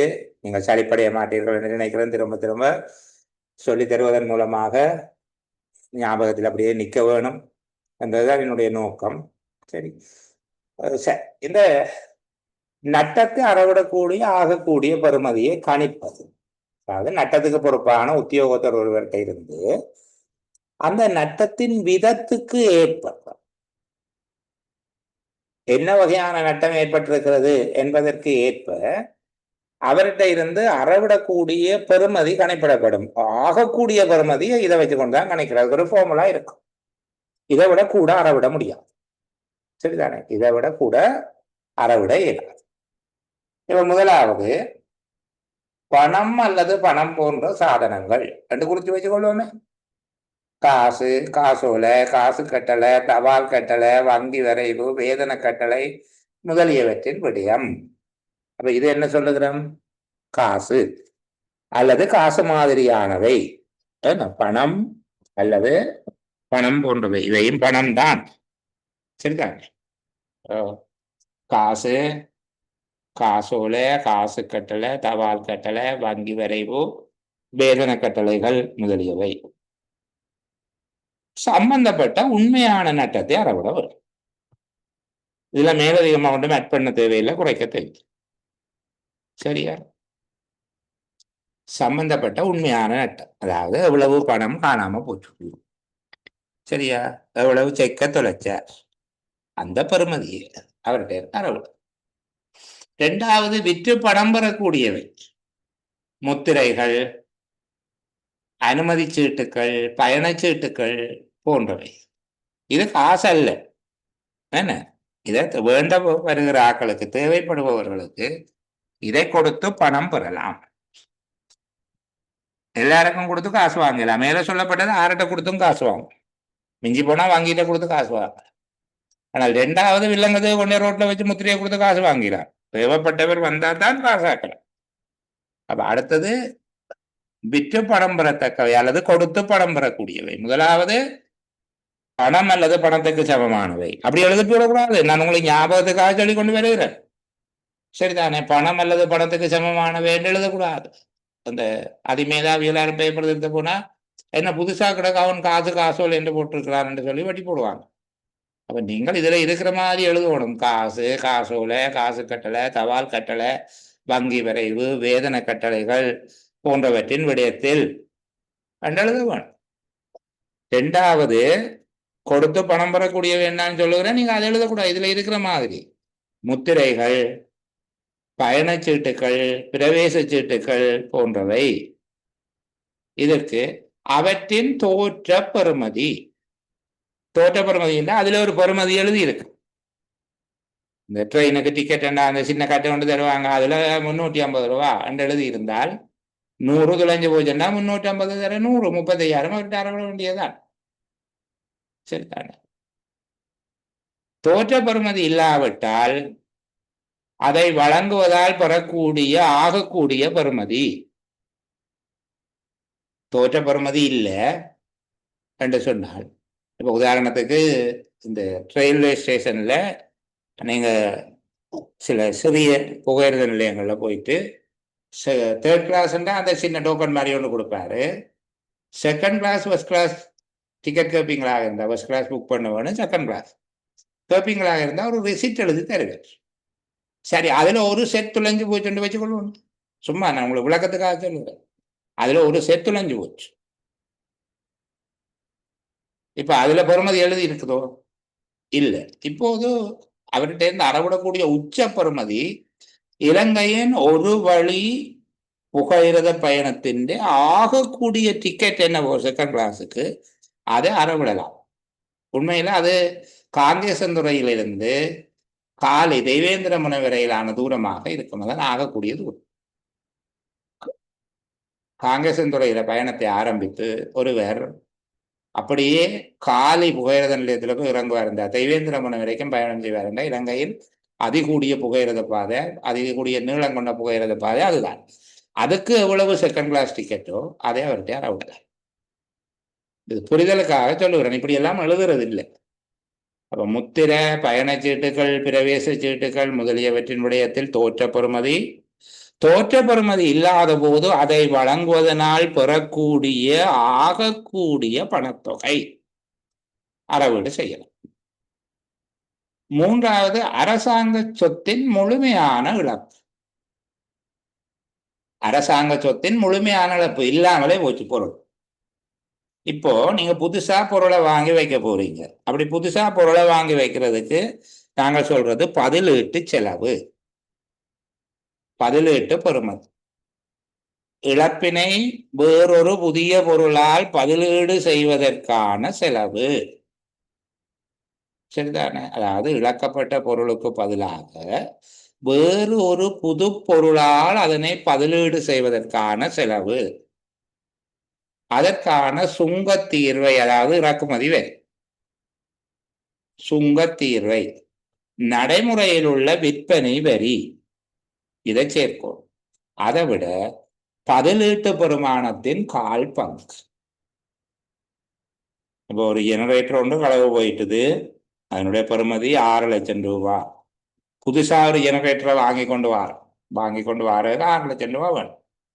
சரிதானே? 6 லட்சம் ரூபா அதற்குரிய சுங்கத்தீர்வை, நடைமுறையில் உள்ள வரி, பொருளுக்கான வரி என்ற விற்பனை வரி தானே, பொருளுக்கான விற்பனை வரி என்பவற்றோடு 6 லட்சம் ரூபாவின் கால் பங்கு 1,50,000, அதையும் சேர்த்து கூட்டி நாளையும் கூட்டி வருகிற தொகையை அறவிட வேண்டும். சிலவற்றை பதிலீடு செய்ய முடியாம இருக்கும். உதாரணத்துக்கு பயிர் வகைகள், உயிர் வகைகள், தாவரங்கள், விலங்குகள், மீன்கள் போன்றவையாக இருந்தால் அதை பதிலீடு செய்ய இயலாது.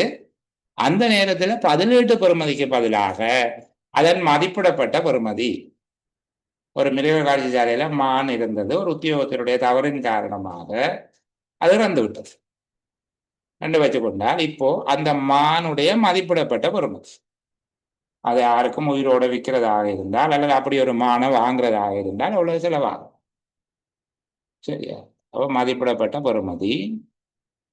அப்படியான ஒரு அந்த உயிரினம் ஒன்று ஒரு நாட்டில் இருந்து கொண்டு வருகிறது. இப்போ குதிரை எண்ணுவைங்களை கொண்டு வரதாக இருந்தால் அதற்குரிய சுங்கத்தீர்வை, விற்பனை வரி, அதன் விலை இந்த கால்பங்கு.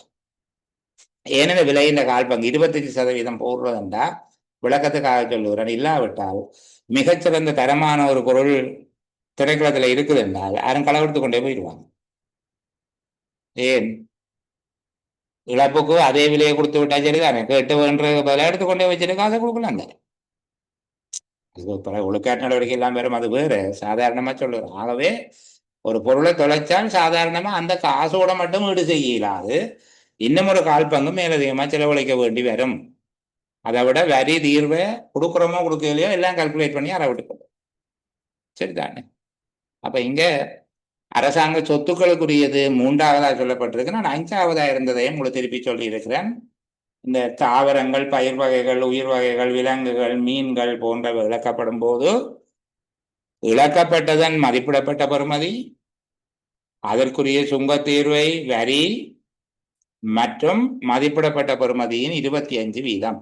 இவ்வளவையும் சேர்த்து கூட்டித்தான் வார தொகை தான் அவர்கிட்ட இருந்து மேக்சிமம் அறவிடக்கூடிய தொகை. சேதம் ஏற்படுமாக இருந்தால், அப்ப நான் இதுல இயன்னா விட்டுட்டு உங்களை ஊனாக கூட்டிக் கொண்டு போயிட்டேன். அதான் இப்ப சொன்னான், மிருகங்கள், பறவைகள், மீன்கள், தாவரங்கள், உயிர் வகைகள், பயிர் வகைகள் என்று சொல்லி இழக்கப்பட்ட காலத்துல அதன் மதிக்கப்பட்ட பெறுமதியும் அதோடு சுங்க வரி, மொத்த விற்பனை வரி, மதிப்பீட்டு பெறுமதியின் 25%. சரியா? அடுத்தது, சொத்துக்களுக்கு சேதம் ஏற்பட்டிருந்தால் அப்படி அறவிட வேண்டும்.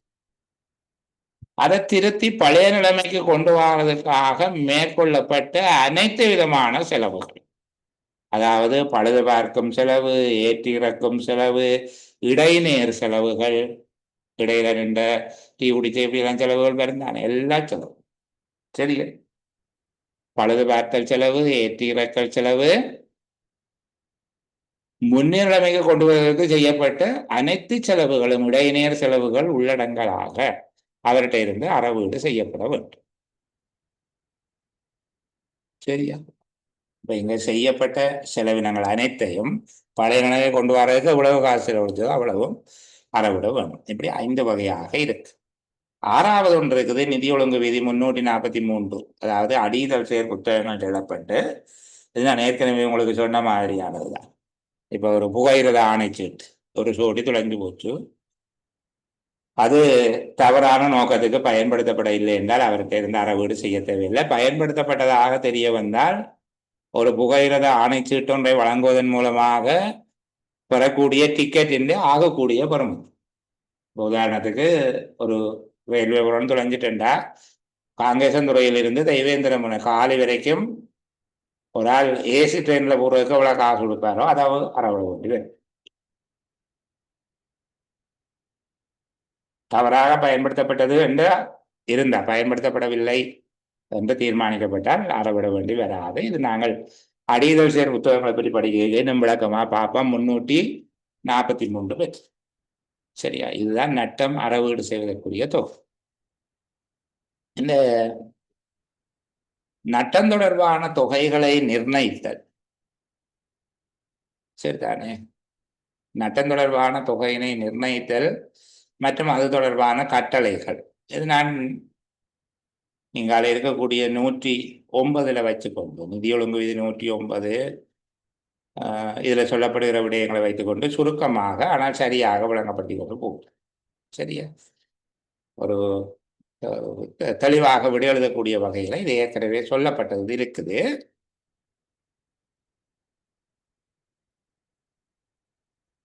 இந்த 105க்குரிய கேள்வி மாதிரி ஒன்றை தரும்படி கேட்கிறார்கள். உண்மையில அங்க பொருளை சொல்லித்தான் அதுக்குரிய நட்டம் அப்படி மதிப்பிட வேண்டும் என்று கேட்பார். சரிதானே? அப்ப ஒன்று சில ஒரு கதையை சொல்லி போட்டு உங்களுக்கு மதிப்பிட சொல்லி கேட்பார்கள், அல்லது இந்த நட்டத்துல அறவிடக்கூடிய உச்ச பெறுமதி எவ்வாறு மதிப்பிடப்படும். உதாரணத்துக்கு ஒரு பொருள் முற்றாக தொலைஞ்சு போச்சு, முற்றாக இழக்கப்பட்டு போச்சு என்றால் இதற்கான அறவிடக்கூடிய நட்ட பெறுமதியை எவ்வாறு தீர்மானிக்க வேணும் என்று கேட்பார்கள். கேட்கப்பட்டா நீங்க சொல்ல வேணும். அதை புதிய பொருளால் பதிலீடு செய்வதற்கான பெறுமதி, விற்பனை வரி, சுங்கத்தீர்வை மற்றும் பதிலீட்டு பெறுமதியின் 25% என்பவற்றின் கூட்டுத்தொகை அறவிடக்கூடிய உச்ச பெறுமதியாக இருக்கும். இதே தூக்கி பயிர் வகை, உயிர் வகை, தாவரங்கள், விலங்குகள், மீன்கள் என்பவற்றை கேட்டால் பதிலீட்டு பெறுமதி என்பதை விட மதிப்பீட்டு பெறுமதி என்று மாற்றினா சரி. சேதம் என்று கேட்டால் சேதமடைந்த பொருள் ஒன்றுக்கான அல்ல சேதமடைந்த சொத்து ஒன்றுக்கான இழப்பீட்டு பெறுமதி அல்லது அறவிடக்கூடிய நட்டத்தின் உச்ச பெறுமதி எவ்வாறு கணிக்கப்படும் என்றால் ஏற்றி இறக்கல் செலவு, வழிநேர் செலவுகள் அல்லது இடைநேர் செலவுகள், பழுது பார்த்தலுக்கான கூலி என்பவற்றை உள்ளடக்கியதாக அந்த பொருளை பழைய நிலைக்கு கொண்டு வருவதற்காக செலவிடப்பட்ட அனைத்து தொகைகளையும் கூட்டி வருகின்ற கூட்டுத்தொகை நட்டத்தின் அறவிடக்கூடிய உச்ச பெறுமதியாக இருக்கும். இவ்வளவுதான். காசோலை, வேதன கட்டளை, தபால் கட்டளை, காசு கட்டளை, வங்கி வரைவுண்டா வங்கி தானே எழுதுகிற செக். சரிதானே? இவற்றினுடைய பெறுமதி என்று இதுக்கு கேட்கப்பட்டால் அது எந்த பெறுமதி என்னவோ அது கொடுத்து பணம் பெறக்கூடிய ஆவணங்கள், முத்திரைகள், பிரவேச சீட்டுகள், பயணம் சீட்டுகள் என்றால் அதில் எழுதப்பட்ட பெறுமதி எழுதப்படாவிட்டால் அதை வழங்குவதன் மூலமாக பெறக்கூடிய உச்ச பெறுமதி. புரிஞ்சுதா? சரியா? சியாத், நன்றி. கணவர்கிட்ட அந்த கேள்வி இருந்திருக்கும். நீங்க தான் அவங்கள்ட்ட எல்லோருடைய பிரதிநிதியாகவும் கேட்டிருக்கிறீங்க. இப்படி விளங்கி படிக்கிறதுன்னா அதுல ஒரு மிகவும் ஆர்வம் மிக ஒரு விடயமா எங்களுக்கு வருவோம். ஐயோ இஃப்ஆர் அது தலை அடிக்கணும்ப்பா, அது அக்கௌண்ட் என்ன இருக்கு மட்டும் தான் வழங்கும், அல்லது எஃப்ஐக்கு தான் வழங்கும் என்று சொல்லி யோசித்து கொண்டு தெரியக்கூடாது. நாமளே நமக்கும் வழங்கும். சரிதான், அதை பார்த்து கொண்டாச்சு. தேங்க்யூ அந்த கேள்வியை கேட்டதுக்கு. இப்படியான கேள்விகளை பயன்படுத்தி அழகாக விட எழுதக்கூடியதாக இருக்க வேண்டும். சரி, இப்ப நான் இந்த 106, 107 சம்பந்தமாக நான் உங்களோட பேச இல்லை உண்டு. சரிதானே? 106, 107 நிறைவு கால பகுதியில் வேறு எங்கேயாவது கேள்விகள் வந்தால் மட்டும் பார்ப்போம். பெரும்பாலும் அதின் விநியோகம் மிக குறைவா இருக்கு. 108 அழகா பேசிட்டோம். நட்டங்களை கையாளுகிற அலுவலர்கள். 109 தொடர்பாக நான் உங்களோட கதைக்கிறேன். சரிதானே? இங்க நான் பேசுகிறேன் இந்த பதிவளித்தல் விட்டுவிடுதல் என்பது நட்டம் தொடர்பான விடயங்களுக்கு மாற்றம். நான் திருப்பி அங்க 113 வச்சு ஒரு விட்டுவிடுதல் தொடர்பாக பேசுவேன், அது வேறு. இங்க பதிவளித்தல் விட்டுவிடுதல் இந்த ரெண்டு விடயத்தையும் விளங்கப்படுத்தி கொண்டு போகும். சரிதானே? பதிவளித்தல் என்றால் என்ன? முதல்ல இந்த பதிவளித்தல் கட்டளை என்று சொல்லுகிறது நட்டம் தொடர்பான இறுதி கட்டளையை குறிக்கிறது. சரிதானே? இதற்கான அறிக்கை பொது 285 அமை. பதிவளித்தல் என்பது பொது 285, பொது 283 ஆரம்ப அறிக்கை, பொது 284 இறுதி அறிக்கை, பொது 285 பதிவளித்தல். அப்போ பதிவளித்தல் தொடர்பான அறிக்கை படிவம் பொது 285. இந்த பதிவளித்தல் என்றால் என்ன என்று சொல்லி பார்ப்போம். நான் உங்களுக்கு விளங்கக்கூடிய மாதிரியாக சொல்லுது. சரிதானே? ஒரு நட்டம் ஒன்று ஏற்படுகிறது. அந்த நட்டத்தை பதிலீடு செய்வதற்கு ஏற்படக்கூடிய மொத்த பெறுமதியாக ஒரு 10 மில்லியன் ரூபாய் செலவாகுது. 10 மில்லியன் ரூபாய் வேணாம், அது அங்க கணக்கீட்டு உத்தியோக பிரதான கணக்கீட்டு உத்தியோகத்தை தாண்டி போயிடும். சரி, நாங்கள் 1 மில்லியன் ரூபாய் வச்சுக்கொள்வோம். சரிதானே? 1 மில்லியன் ரூபாய், 10 லட்சம் ரூபாய், அதுதான் அதை ஏற்பட்ட நட்டத்தினுடைய பெறுமதி. அறவிடக்கூடிய உச்ச பெறுமதியாக கணக்கெட்டு சொல்லுகிறார்கள். அப்படியே எல்லா கணக்கு பண்ணி பார்க்கைகளை அறவிடக்கூடிய உச்ச பெறுமதி ஒரு 11 லட்சம் ரூபாய் வருது. அப்ப இவர்கள் இதெல்லாம் செய்கிறதுக்கு உண்மையாக ஏற்படுகிற செலவினம், உண்மையாக ஏற்படுகிற செலவு இழப்பு என்கிறது 10 லட்சம் ரூபாய், 1 மில்லியன் ரூபாய் தான் ஏற்படுது. சரிதானே?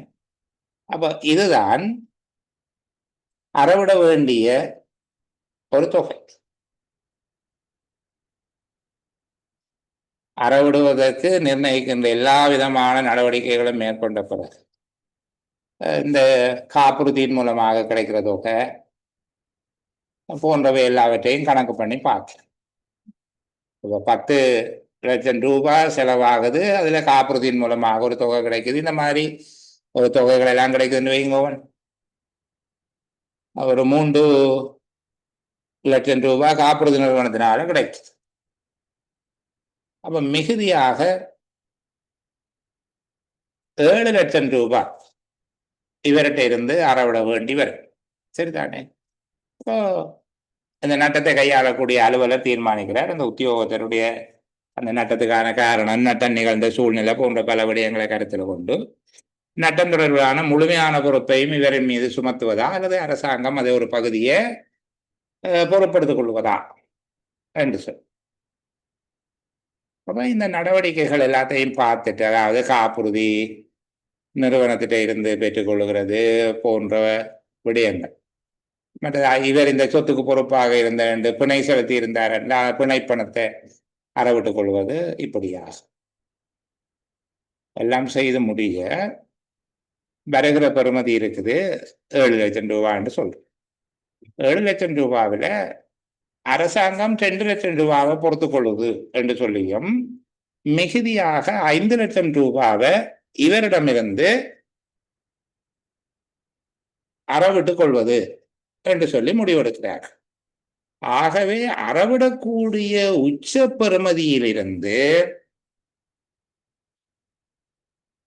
அறவிடுவதற்காக தீர்மானிக்கப்பட்ட பெறுமதியை கழித்து வருகின்ற இடைவெளியான ஒரு 2,00,000 ரூபாய் இருக்கு. இந்த 2,00,000 ரூபாய் நட்டத்தையும் அரசாங்கம் பொறுப்பேற்கிறது எனவும் அரசாங்கத்தினால் ஏற்றுக்கொள்ளப்படுகிறது எனவும் அதனை அந்த தொகையை பதிவேட்டில் இருந்து நீக்கிவிடும்படியும், சொத்து பதிவேட்டில் பெறுமதி 10,00,000 ரூபாய் இருக்கு சரிதானே. இப்ப காப்புறுதினால கிடைச்சது 3,00,000 ரூபாய். அப்ப பதிவேட்டில் இருந்து அந்த 3,00,000 எதிர்ப்பதிவு 15 நீக்கியாச்சு. இவர்கிட்ட இருந்து 5,00,000 ரூபாய் அறவிட தீர்மானிக்கப்படுது. அது அறவிட்ட பின்னர் படிப்படியாக நீக்கப்படும். இப்ப இடையில வருகிற அந்த 2,00,000 ரூபாய் இருக்குதானே,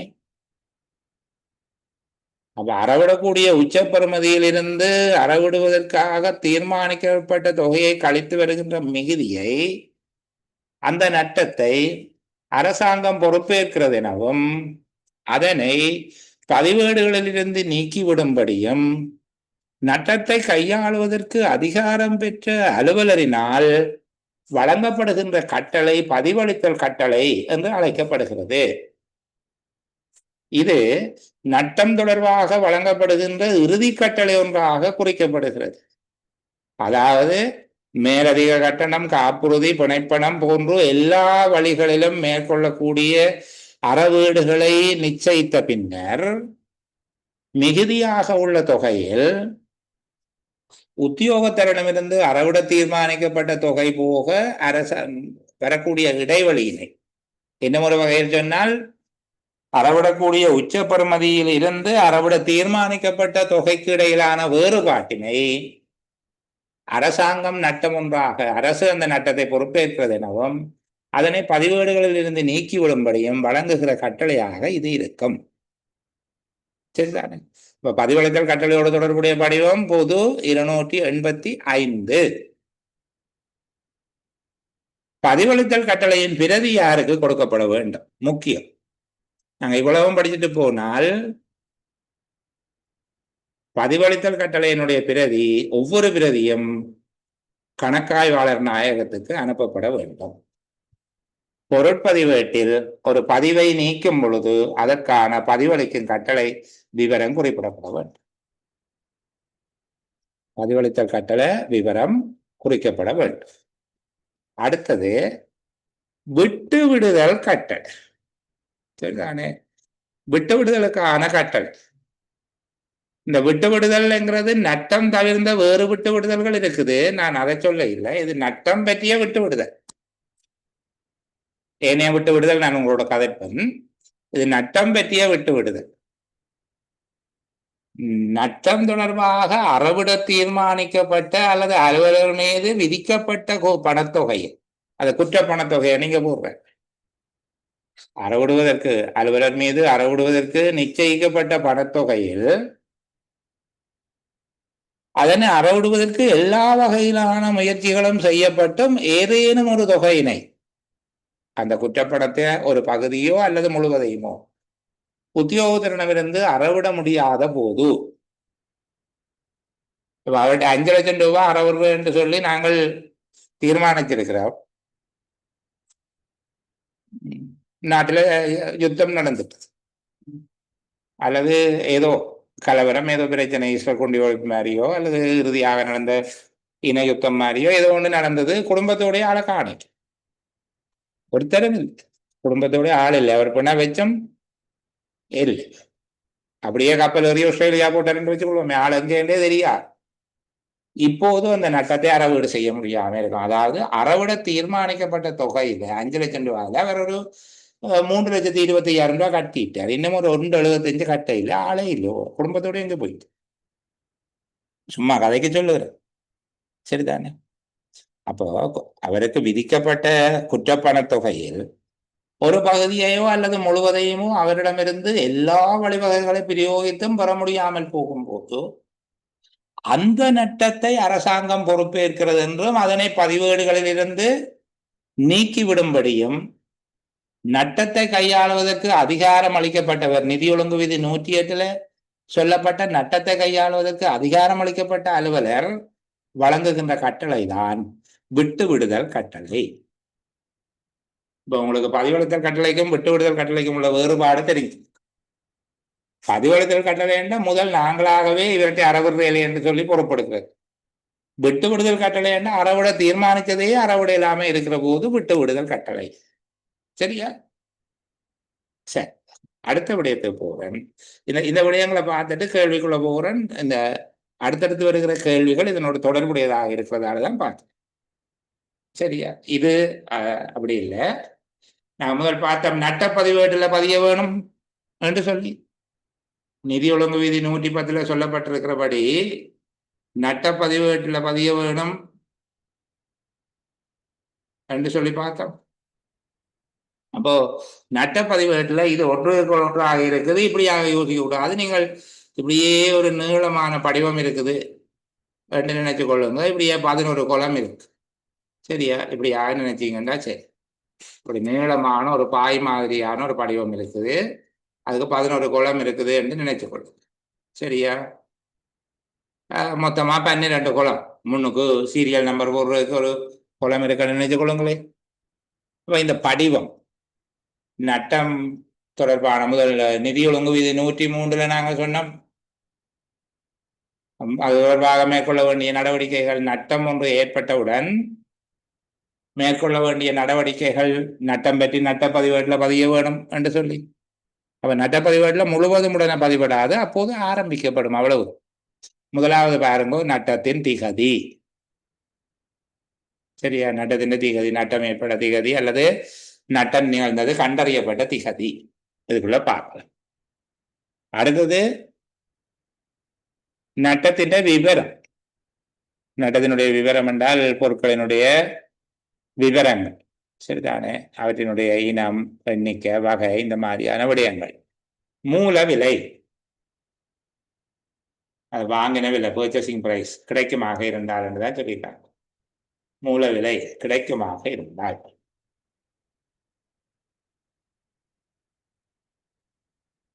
இழக்கப்பட்ட நேரத்தில் அதன் மதிக்கப்பட்ட பெறுமதி, அன்றைய பெறுமதி. இழக்கப்பட்ட நேரத்துல அதனுடைய அன்றைய பெறுமதி. இதெல்லாம் எங்க சொல்லப்பட்டிருக்குது? நட்டத்தின் இறுதி அறிக்கை 104(4) சொல்லப்பட்டிருக்குது. அதைத்தான் நீங்க சொல்லிக் கொண்டு வர. அங்க நீங்கள் நட்டம் பற்றிய இறுதி அறிக்கையில என்னென்ன விஷயங்களை உள்ளடக்க வேணும் என்று சொல்லி எழுதினீங்க, அதைத்தான். சரியா? மூல விலை. அடுத்து இழக்கப்பட்ட நேரத்தில் அதன் மதிப்பிடப்பட்ட பெறுமதி. திருப்பி பதிலீடு செய்வதற்கான அல்லது பழுது பார்ப்பதற்கான செலவு. திருப்பி வைப்பதற்கான பெறுமதி அல்லது பழுது பார்ப்பதற்கான பெறுமதி. இது தெரிஞ்சால்தான் 105(1) கணக்கீடு செய்யும். இது தெரிஞ்சால்தான் 105(1) கீழ் அறவிடக்கூடிய உச்ச பெறுமதியை கணிக்கலாம். அப்ப திருப்பி வைப்பதற்கான பெறுமதி அல்லது பழுது பார்ப்பதற்கான பெறுமதி. இதை வச்சுக்கொண்டு அடுத்தது 105(1) கணிக்கும். அறவிடக்கூடிய உச்ச பெறுமதி.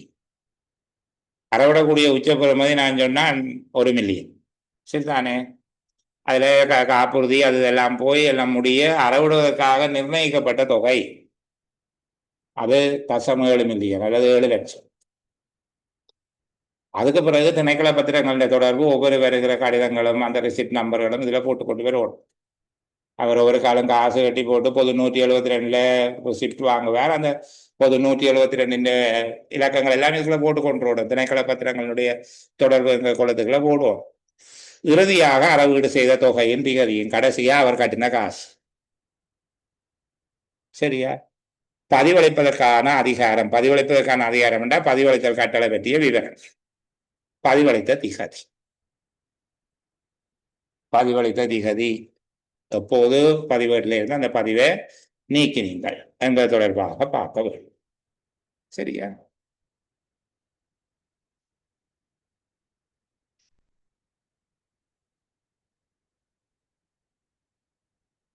இதுல இன்னொரு விடயத்தை நான் 111 112 ஒன்றும் இல்லை என்றபடியால நிதி ஒழுங்கு விதி 110 அடுத்தது 113க்கு உங்களை கூட்டிக் கொண்டு போவேன். இதுல வருகிற நட்டங்கள் அல்லாத விட்டு விடுதல்கள் மேலே வருகிற 109 வருகிறது பதிவளித்தலும் விட்டு விடுதலும் என்றது நட்டங்கள் சேர்ந்தவை. நிதி ஒழுங்கு விதி 102 வரைவிலக்கணம் செய்யப்பட்ட நட்டங்களிலிருந்து ஏற்படுபவை அல்லாத விட்டு விடுதல்கள். இது பெரும்பாலும் ஒரு அரசரை அல்லது அரச வருமானம் அரசுக்கு வருமதியானவற்றை அறவீடு செய்கின்ற விடயங்கள் தொடர்பானதாக இருக்கும். ஆகவே இது நட்டம் பற்றிய விட்டு விடுதல் இல்லை. கவனமா, நட்டம் பற்றியது 110 முடிஞ்சது. சில பேர் இப்ப நட்டம் தொடர்பானத 101 113 வரைக்கும் என்று தொடர்ச்சியாக பேசுறது. இங்க அப்படி அல்ல. சரிதானே? இதுல இருக்கிற விடயத்தை பாருங்க. நிதி ஒழுங்கு விதி 102 வரையறுக்கப்பட்ட நட்டங்களிலிருந்து ஏற்படுபவை அல்லாத விட்டு விடுதல்கள். அப்ப இங்கு விட்டு விடுதல் என்பதனுடைய அர்த்தம் என்னென்றால், அல்லது அதற்குரிய வரைவிலக்கணம் என்னவென்றால், அரசாங்கத்துக்கு வருமதியான ஏதேனும் ஒரு தொகையை கைவிடுதல் அல்லது பதிவினை அளித்தல் என்று வரைவிலக்கணம் செய்யலாம். நிதி ஒழுங்கு விதி 102 வரையறை செய்யப்பட்ட நட்டங்களிலிருந்து வருவன அல்லாத விட்டு விடுதல்களை நாங்கள் வகைப்படுத்துகிறோம். விட்டு விடுதல் என்பதற்கு வரைவிலக்கணம் பொதுவாக இதுதான். அதுக்கு நட்டத்தில் இருந்து எழுகின்ற விட்டு விடுதலை பற்றி 109 பார்த்தாச்சு. விட்டு விடுதல் என்றால் என்ன? அரசாங்கத்துக்கு வருமதியான ஒரு தொகையை கைவிடுவது அல்லது பதிவேடுகளிலிருந்து நீக்கி விடுவது விட்டு விடுதல் என்று அழைக்கப்படும். நிதி ஒழுங்கு விதி 102 வரையறை செய்யப்பட்ட அதில் வரைவிலக்கணப்படுத்தப்பட்ட நட்டங்களில் இருந்து வருபவை அல்லாத விட்டு விடுதல்களை 2 விதமாக சொல்லலாம். ஒன்று, நியதி சட்ட முறையான விட்டு விடுதல். அதாவது இந்த விடயங்கள் அரசாங்கத்துக்கு வர வேண்டிய வருமதி ஒன்றினை கைவிடுவதற்கு ஏற்கனவே சட்டத்தினால் அலுவலர்களுக்கு அதிகாரம் அளிக்கப்பட்டிருந்தார். ஏற்கனவே சட்டத்தினால் அலுவலர்களுக்கு அதிகாரம் அளிக்கப்பட்டிருந்தால் சரிதானே, அதை நாங்கள் சொல்லுகிறது சட்டமுறையான விட்டுவிடுதல். அரசாங்கத்துக்குரிய சில அரசரை இனங்களை அல்லது வருமதிகளை விட்டு விடுவதற்கு ஏற்கனவே சட்டத்தினாலே அலுவலர்களுக்கு அதிகாரம் அளிக்கப்பட்டிருந்தால் அல்லது திரைசேரியினாலே அதற்கு அதிகாரம் அளிக்கப்பட்டிருந்தார், பொதுவாக அது சட்டத்தினாலே என்றுதான் சொல்லும். சரி, அரசாங்கத்துக்கு வர வேண்டிய சில அரசரை இனங்களை அல்லது வேறு வருமதிகளை விடுவதற்கு இங்கு நியதி சட்டங்கள் உத்தியோகத்தர்களுக்கு ஏற்கனவே அதிகாரத்தை வழங்கி அதன் கீழ் மேற்கொள்ளப்படுகிற விட்டு விடுதல்கள் நியதி சட்ட முறையான விட்டு விடுதல்கள் என்று அழைக்கப்படும். இது தொடர்பில் திரைசேரி ஏதாவது பொதுவான அறிவுறுத்தல்கள் அல்லது தகவல்களை கோருதல் பணிப்புரைகளை விடலாம். ஆனால் அந்த அலுவலர்களுக்கு அதை கைவிடுவதற்கு ஏற்கனவே சட்டத்தினாலே அதிகாரம் அளிக்கப்பட்டிருக்கும். பிற விட்டு விடுதல்கள் என்பது ஒரு அரசுக்கு வர வேண்டிய வருமதி ஒன்றை விட்டுவிட அல்லது கைவிடுவதற்கு சட்டத்தில் ஏற்பாடு இல்லை. ஆனால் இங்கு ஒரு தகுந்த காரணம் ஒன்று இருக்கிறது. அதன் ஒரு நல்ல காரணத்தின் அடிப்படையில் திரைசேரியிடம் அனுமதி பெற்று அது கைவிடப்படுமாக இருந்தால், திரைசேரி செயலாளருடைய அதிகாரம் பெறப்படுமாக இருந்தால் அதை நாங்கள் சொல்லுகிறது பிற விட்டு விடுதல்கள். பிற விட்டு விடுதல்கள் என்று சொல்லி சொல்லப்படும். இப்போ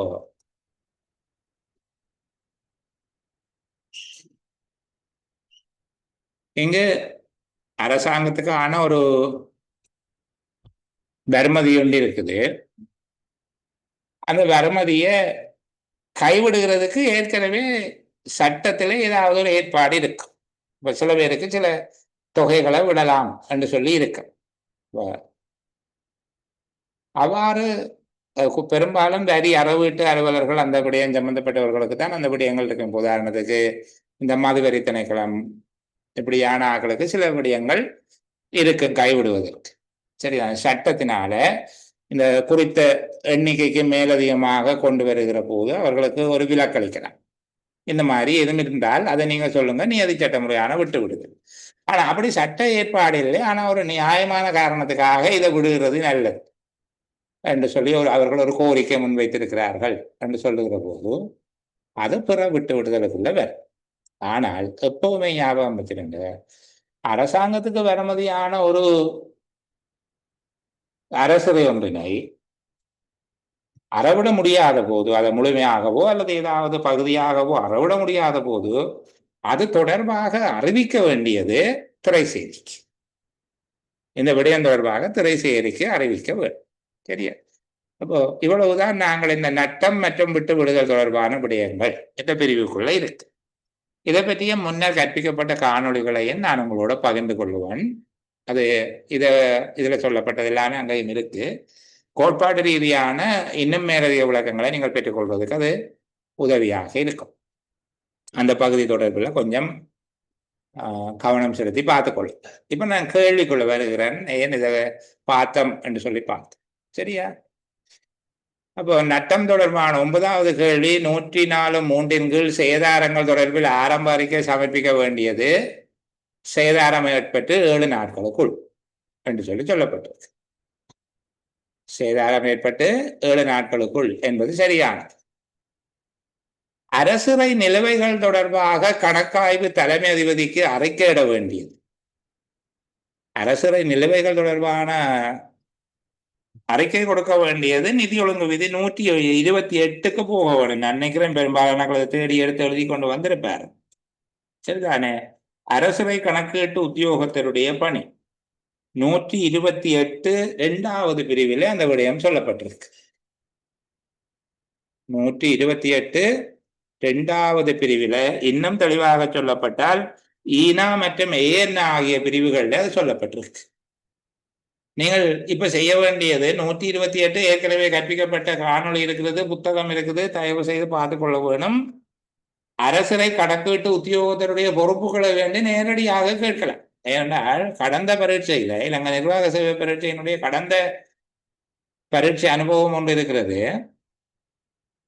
அதுல சேகரிக்கும் உத்தியோகத்தருடைய பொறுப்புகள் தொடர்பாக கேட்டது.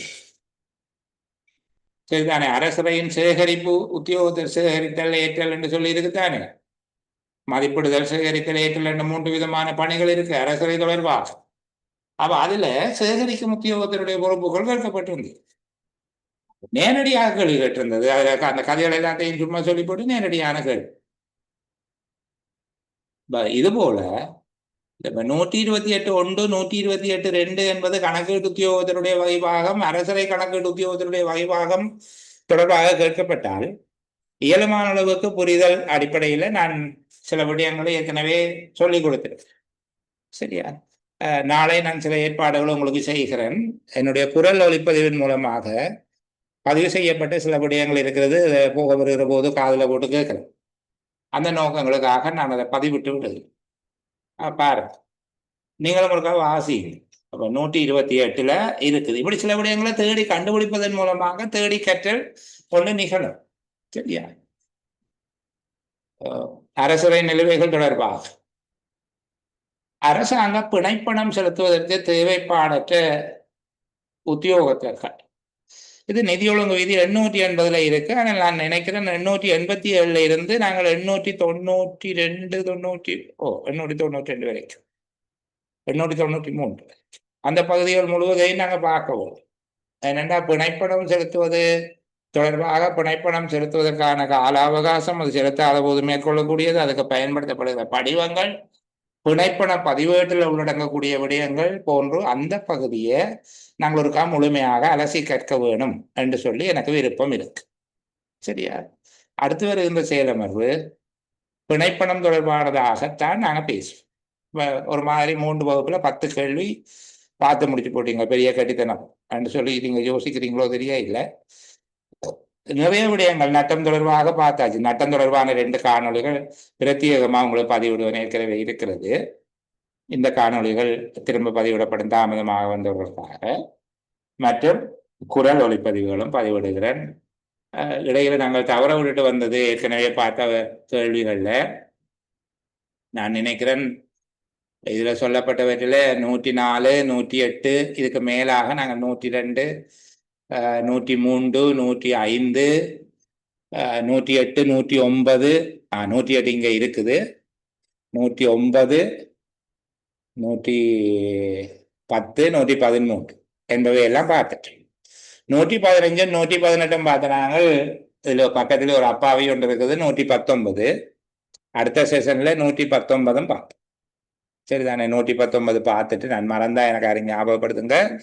119 ஒரு கால் அலசி அதுக்குள்ளேயே ஒரு 4 கேள்வி 3 கேள்வி கிடக்கு. அது ஒரு அலசி பார்த்துட்டு அப்படியே 880க்கு தாவுவோம். கொஞ்சம் நிறைய படிச்சுட்டோம். ஒரு மன திருப்தி எனக்கு இருக்குது. 5 நிமிஷம் மிச்சம் இருந்தாலும் பரவாயில்லை. இன்றைய செயலமர்வை இந்த அளவோடு நிறுத்திக் கொள்ளலாம். நீங்கள் என்னிடம் ஏதும் கேட்பதற்கு இருந்தால் நான் உங்களுக்காக காத்திருக்கிறேன். சரிதானே? 8, 9, 10, 11க்கு ஆன்சர் பண்ணுங்கோ என்று கேட்டிருக்காங்க. 8, 9, 10, 11க்கு ஆன்சர் பண்றது 8 102 கீழ் சேதங்கள் அது இழப்புகளாக கருதப்படுகின்ற உருப்படிகள் கருதப்படுபவை என்றுதான் இருக்கு. சரிதானே? இழப்புகளாக கருதப்படுகின்ற உருப்படிகள். அப்ப இங்க 2வது, 3வது, 4வது எல்லாம் கருதப்பட முடியாத வேண்டும். 1வது மட்டும்தான் கருதப்பட முடியும் என்று பார்த்தினாங்க. 8க்கு 1, 9க்கு இப்ப சொன்ன நாங்கள் ஆரம்ப அறிக்கை சேதம் ஏற்பட்டு 7 நாட்களுக்குள்ள கொடுக்க வேண்டும். 10வதுக்கு அரசுரை நிலுவைகள் தொடர்பாக கணக்காய்வு தலைமைக்கு அறிக்கையிட வேண்டியது 6 மாதங்களுக்கு ஒரு தடவை. ஜூன் மாதம் 30ஆம் தேதி இருக்கக்கூடிய நிலுவையை ஜூலை மாதம் 15ஆம் தேதியிலையும், டிசம்பர் மாதம் 31ஆம் தேதி இருக்கக்கூடிய நிலவையை ஜனவரி மாதம் 15ஆம் தேதிக்கு முன்பாகவும் அறிக்கை கிடைக்கும் வகையில் வழங்க வேண்டும் என்று இருக்கு. சரி, அந்த கிடைக்கிற தேதியை விட்டாலும் ஜூன் மாதம் 30ஆம் தேதியிலும் டிசம்பர் மாதம் 31ஆம் தேதியிலும் உள்ள நிலுவைகள் சமர்ப்பிக்கப்பட வேண்டும். சரிதானே? அடுத்தது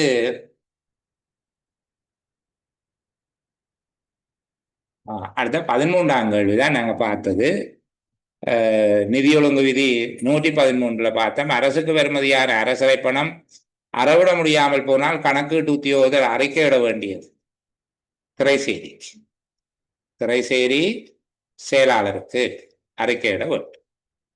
அதான் அறவிட முடியாமல் போனால் அது சட்ட ரீதியான சட்டமுறையான விட்டு விடுதலாக இருக்கலாம், அல்லது